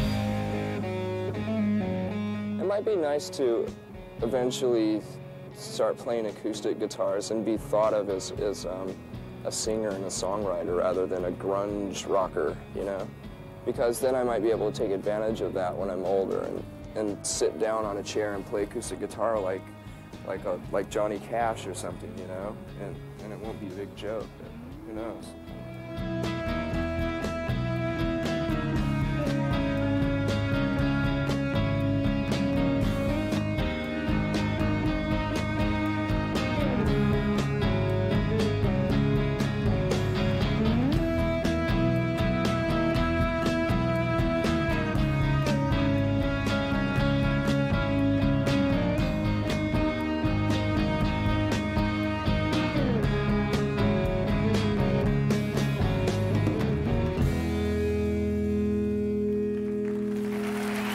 Nevermind in utero, et puis donc la célèbre séance Unplugged pour MTV. Il y a des choses, donc moi j'ai trouvé qu'il y avait, enfin ça fait un peu Sciences Po de dire qu'il y avait 3 parties dans ce texte, parce qu'il y a à la fois donc la transcription du texte, les notes écrites de sa main, et puis d'un certain nombre de rajouts que vous faites, par exemple quand il explique, on en revient un peu à ce qu'on disait depuis le début, c'est-à-dire qu'il apprend, il progresse à la guitare, par exemple en jouant beaucoup de titres, en tout cas un titre emblématique de Led Zeppelin, qui est Stairway to Heaven, donc il y a pourtant c'est pas vraiment le premier morceau qu'il apprend à la guitare. Voilà. Ouais. Et puis après, au fur et à mesure du livre, on voit se confier un type qui a une passion extraordinaire pour la musique et qui en même temps, tout d'un coup, se sent totalement débordé par ce qu'on a évoqué tout à l'heure, c'est-à-dire le côté planétaire, la pression, le succès, et on le sent partir. Enfin. Je crois qu'en fin de compte, c'est une histoire vraiment classique dans le rock et même dans d'autres domaines. C'est l'histoire de quelqu'un qui a des problèmes, d'un adolescent, et qui pense que le succès va régler tous ses problèmes, va arranger tous ses problèmes, et en fait, ça fait que les empirer. Au début, il y a l'enthousiasme, il y a l'allant, il y a l'entrain et tout ça, du type qui démarre un groupe, qui essaye de trouver des concerts, des machins, tout ça et tout, enfin, qui veut y arriver, quoi. Qui veut y arriver. Et donc, on est content pour lui quand on lit ce bouquin, parce que parce que il n'a pas l'image d'un mec très rigolo en général, donc on est content pour lui de le voir content en fait. Et puis ensuite arrive le succès, et c'est là où c'est l'histoire classique, c'est que ça lui apporte pas du tout ce qu'il en avait attendu, ça n'arrange pas ses problèmes, au contraire, ça les empire. Puis il y a des phrases, par exemple, moi j'ai noté dans le livre qui sont aussi d'une lucidité extraordinaire, c'est que cette idée qui fait, je caricature, hein, qui revient aux sources d'un rock assez classique, blanc, etc. Et en même temps, il joue cette musique avec beaucoup de qualité d'auteur, tout en se disant, finalement, tout a été fait avant moi. Et en même temps, il vit avec cette espèce de mur invisible qui ont pour nom les Beatles, les Stones, Hendrix et tout ça.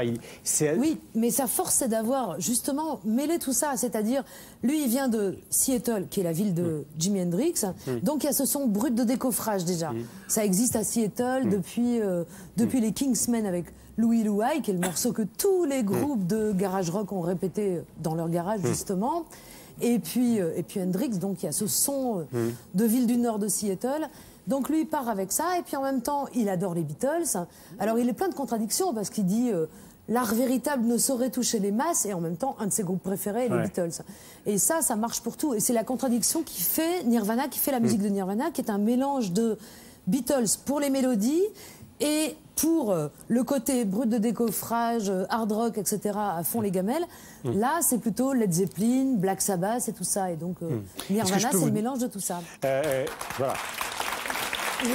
On sent que... J'ai rien dit. C'est la génération Nirvana qui est derrière. Il y a une chose qui tient à la fois aux documents, à la traduction, etc.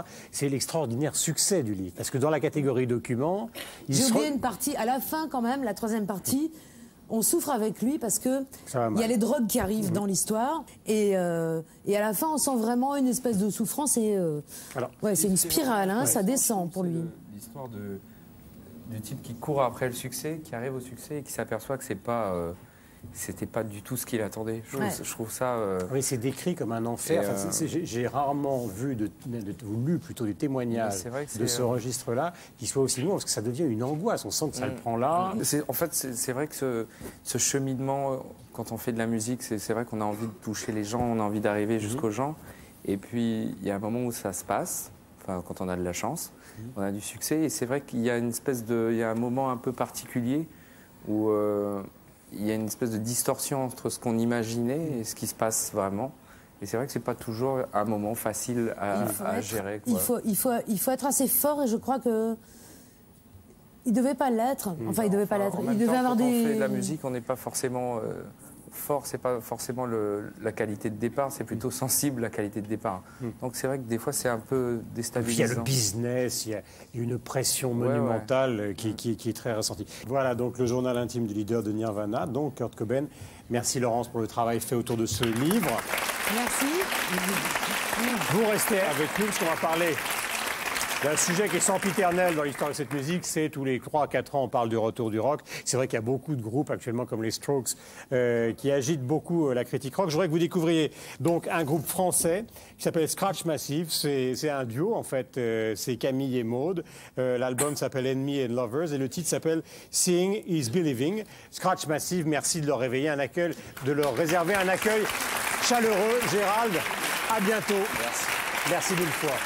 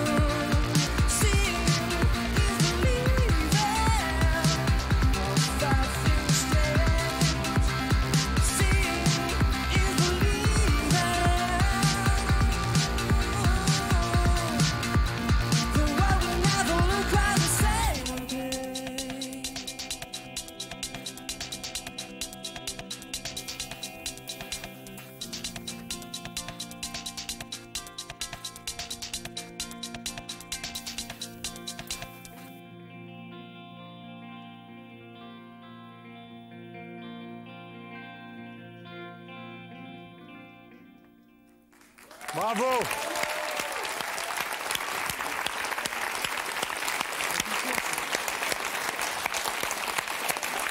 Scratch Massive, donc une aventure qui a commencé tout à l'heure. On parlait des villes, on parlait de Manchester, on a parlé de Seattle, de Liverpool. Ils ont commencé leur aventure à Saint-Nazaire. On salue donc leur talent. Alors je voudrais que vous découvriez maintenant avec Stéphane Davey une réflexion sur cet éternel retour du rock'n'roll dont on parle beaucoup. C'est cyclique dans l'histoire du rock'n'roll. Et là, ce qu'on peut voir, en tout cas apercevoir. Je suis désolé, je vais vous contredire, mais j'entends retour du rock'n'roll. Vous trouvez ça bizarre? Pour Axel, il n'est jamais parti. Oui, mais c'est moi aussi. C'est un espèce de retour. Oui, non, mais parce que c'est vrai, on parle en ce moment de retour du rock'n'roll. C'est jamais que la troisième fois en 12 ans. Oui, hein. c'est-à-dire qu'on parle de ça à propos de groupes comme les Strokes, Libertines, Queens of Stone Age, qui sont des groupes qui apparaissent sur la scène aujourd'hui. Ça, c'est un peu des formules un peu médiatiques, comme ça, pour le... Mais je suis totalement d'accord, et d'ailleurs, c'est l'axe de la réflexion de Stéphane Davey. Regardez.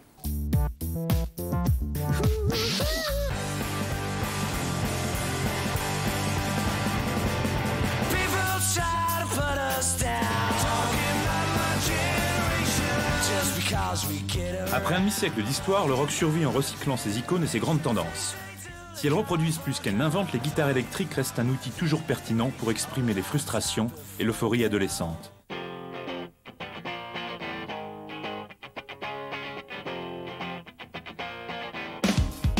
La dernière grande flambée rock datait de l'orée des années 90. Originaire de Seattle, la vague grunge mariait alors l'anarchie punk aux assauts du heavy metal. Avec Kurt Cobain, leader de Nirvana, le mouvement s'était trouvé un héros dont le chant douloureux, les dons de mélodistes, fédéraient un public immense. Miné par de profondes blessures intérieures, broyé entre ses idéaux alternatifs et l'exploitation industrielle de cette popularité, Kurt Cobain se suicidait le 5 avril 1994. Le rock cédait à nouveau à la surenchère et aux anabolisants et se voyait concurrencé par l'explosion des musiques électroniques.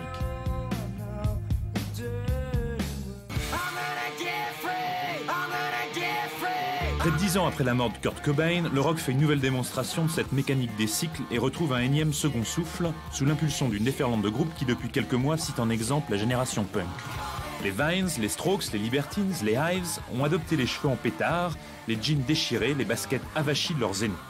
Ils militent surtout pour la primauté de l'instinct sur la technique, pour la concision et l'urgence primitive. Tout est une histoire de cycle, la techno et toute la musique électronique, bon maintenant c'est vrai que ça fatigue, même si ça existe toujours, je veux dire, bon, la passion, tout ce que ça véhiculait, là c'est un peu fatigué et donc évidemment on se retourne vers le rock. De toute façon maintenant, le rock c'est un grand catalogue et tu puisses dedans, quoi. C'est une musique qui historiquement s'est arrêtée comme le jazz, mais ce qui me fascine dans tous ces groupes et tout, c'est que bon, ils ont souvent l'intelligence, comme avaient les punks et tout, de faire comme s'ils étaient nés de la veille. Parce que sinon, s'ils te présentent comme un groupe rétro et revival, c'est foutu d'avance, quoi. Très influencés par le timbre sarcastique de Lou Reed, les Strokes ont été les premiers en 2001 à réhabiliter le son rêche du punk new-yorkais des années 70.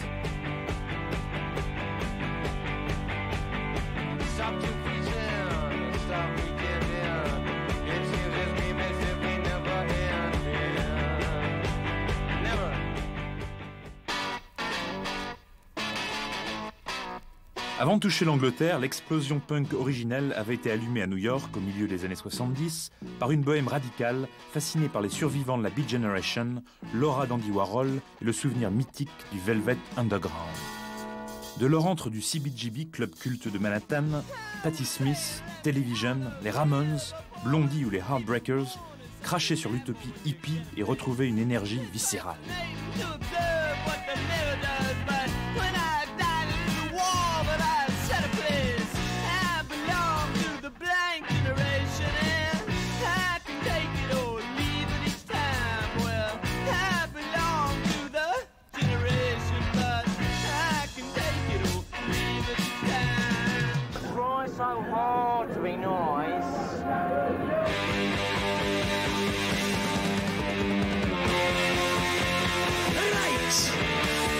Alors qu'aux États-Unis, le punk rock était d'abord un mouvement esthétique circonscrit à un milieu marginal, le phénomène prendra en Angleterre à partir de 1976 une ampleur sociale autant qu'artistique, avec les Sex Pistols et leur reine épinglée, ou les brûlots politiques des Clash.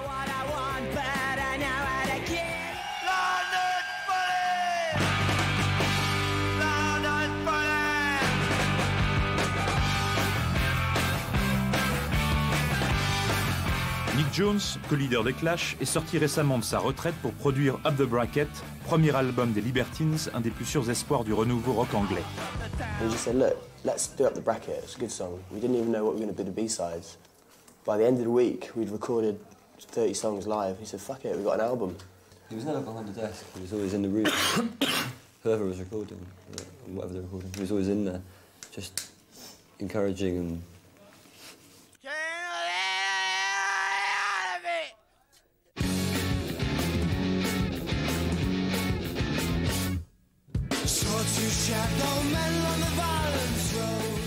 And we just started writing songs about people we met in fantasy worlds. And we shared a kind of romantic vision of London, you know?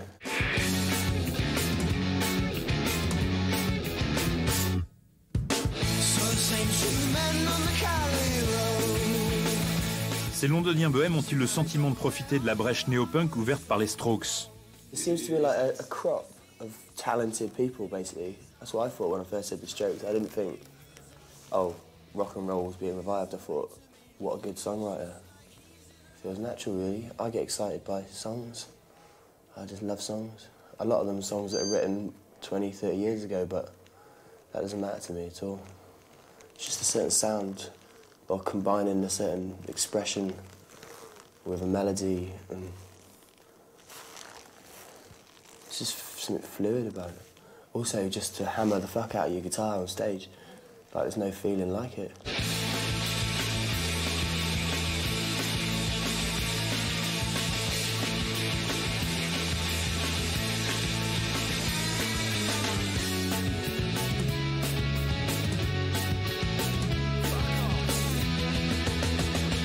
Le rock, c'est comme le scooter qu'avaient les mods. C'est-à-dire qu'à un moment, ils ont mis plein de chromes, plein de phares partout. Et puis quand ça a été une telle surenchère que chacun avait 40 phares, ils ont tout enlevé, même les carénages et tout ça, il ne restait plus que le moteur et les roues. On fait pareil pour le rock.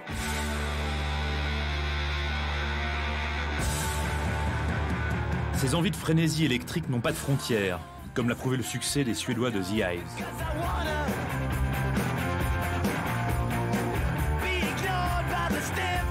Mais c'est bien à New York que bouillonne, à la suite des Strokes, l'essentiel de cette effervescence.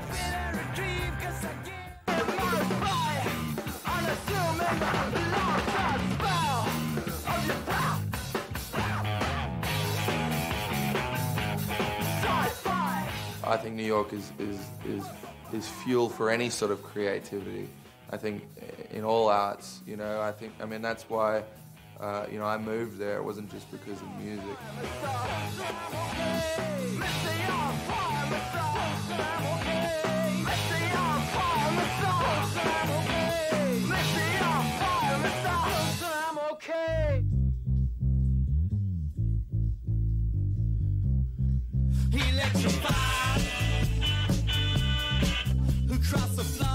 When I moved there in Brooklyn, there weren't any venues to play at, no bars or anything. So it was sort of a thing where you know, some people would put on shows in lofts and have parties where you had cheap beer and everything, and cheap to get in and everything. And it was just such a nice alternative to having to go into Manhattan, pay this massive, you know, fee to get in, and then expensive drinks.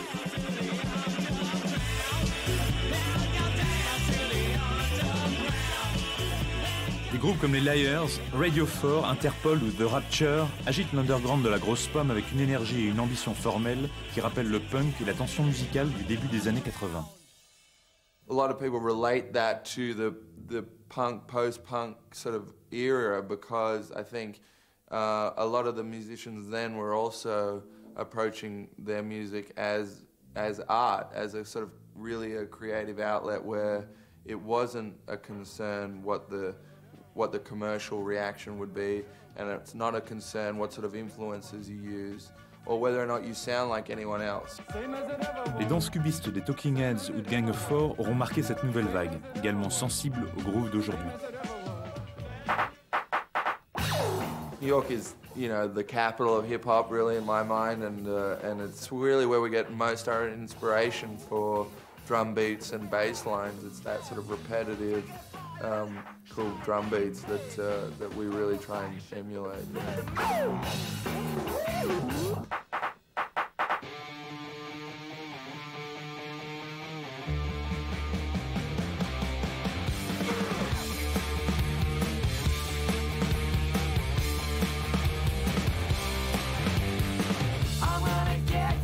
New York à Londres, de Sydney à Stockholm, le rock a de nouveau le vent en poupe. Ces groupes possèdent-ils pourtant le leader charismatique qui leur permettrait de transcender cet éternel retour ? Dans tous les groupes importants, on voit un gouffre derrière le chanteur, on voit quelque chose, on voit le cri adolescent, j'en sais rien moi. Et là, chez eux, c'est vrai qu'on ne le voit pas trop, quoi. Même si les paroles sont malignes, ils ne racontent pas grand-chose. Il leur faut un Kurt Cobain, justement. Moi, Johnny Rotten, moi, Dylan, enfin, une figure de proue.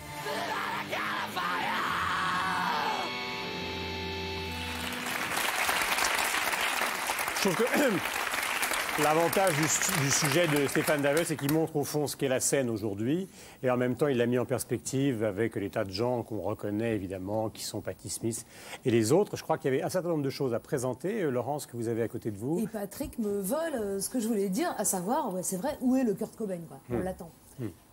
Alors là, donc il y a un album de Nirvana. Après, j'ai demandé à mon voisin, voilà. Où je le montre. Voici, là. très bien.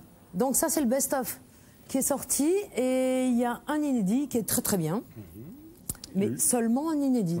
Je voulais vous remontrer donc le journal de Kurt Cobain, donc avec la traduction de Laurence Romance, parce que bien évidemment il faut recommander un certain nombre de choses. Un recueil donc des articles de Patrick Eudeline, qui est certainement un des meilleurs critiques rock français que vous avez vu dans de très nombreux sujets, donc qui est publié chez De Noël et qui s'appelle Gonzo.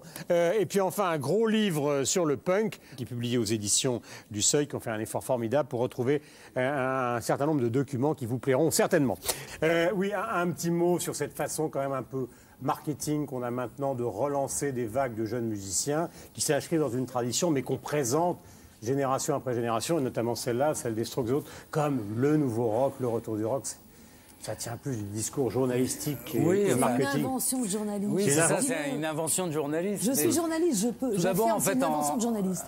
En étant là, je suis assez étonné de voir tous ces documents et de voir toutes ces vieilleries super bien, et puis tous ces jeunes groupes qui arrivent. Je suis en fait content de voir que le rock'n'roll, qui est une musique, est assez jeune en fait, parce que ça a 50 ans en fait. Le problème, je pense que le problème du rock'n'roll en France, c'est que ça fait pas forcément partie de toute la culture des gens, comme ça peut l'être en Angleterre ou aux États-Unis. En France, on est plutôt d'une culture cinématographique.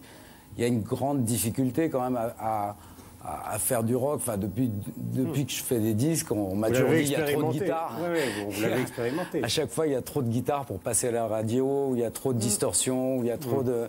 Donc, et en même temps, ça continuera toujours. Hein. Et pourtant, voilà, c'est ça que je trouve génial, c'est que ça continue, et qu'aujourd'hui, on est là pour en parler, que... Il y a toujours le les rock jeunes se ne vont pas renouvelle, s'arrêter parce que leurs parents leur ont dit tout a déjà été fait chez les Beatles et tout ça. Ils vont pas s'arrêter. C'est plus sexy que les computers et tout ce qui s'ensuit. Donc il va continuer à y avoir des revival rock. Il n'y a rien de mieux que basse, batterie, guitare dans un local et 3-4, on y va. C'est vrai. Axel Bauer, donc personne n'est parfait. Merci Axel d'être venu nous voir, ça nous fait très plaisir. La formule est consacrée, mais elle est sincère. Pour terminer cette émission, un petit cadeau qui est tout à fait logique. Robbie Williams pour la 3e fois donc, dans Trafic, un dernier titre qui s'appelle Come Undone. Merci à lui.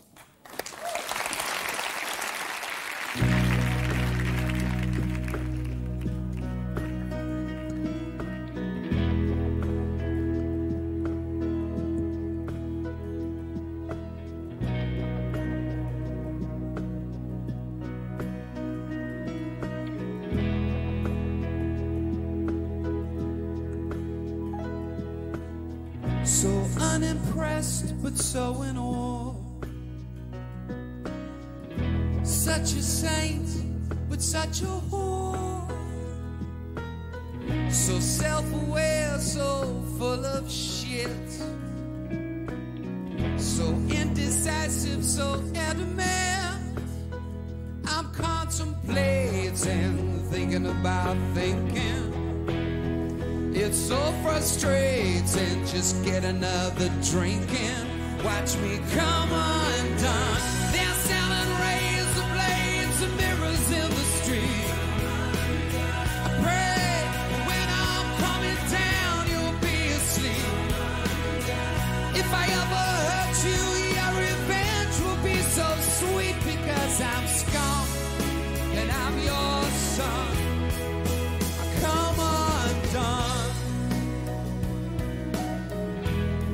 I come undone.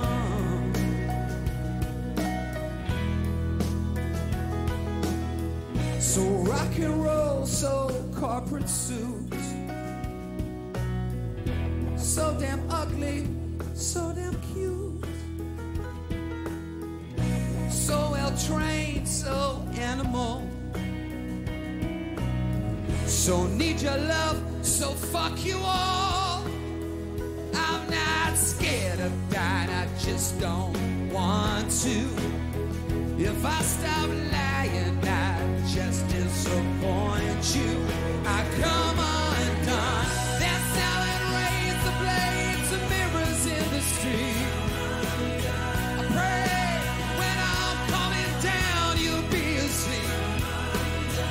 If I ever hurt you, your revenge will be so sweet, because I'm scum, I'm your son. I come undone.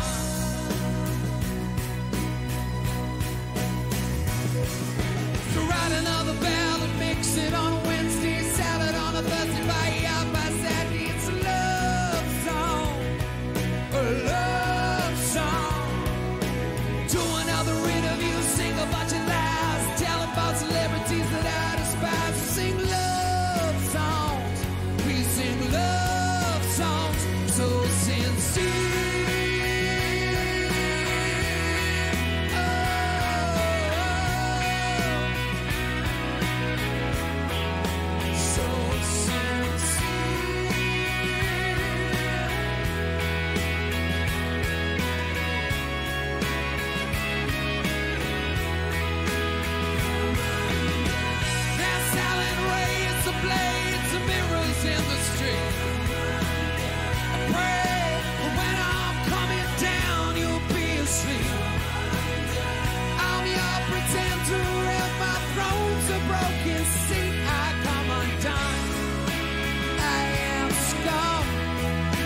Love your song. You gotta love your song. You gotta love your song. Yeah, yeah, yeah, yeah. I am scum, but I am scum, but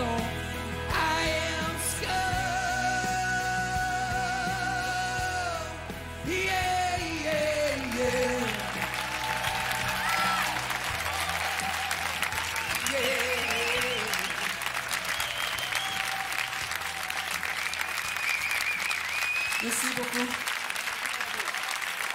C'est la fin de Trafic numéro 2. J'étais ravi de vous recevoir. On se retrouve maintenant à peu près dans un mois avec un Trafic numéro 3 et énormément de surprises. Ciao, merci beaucoup.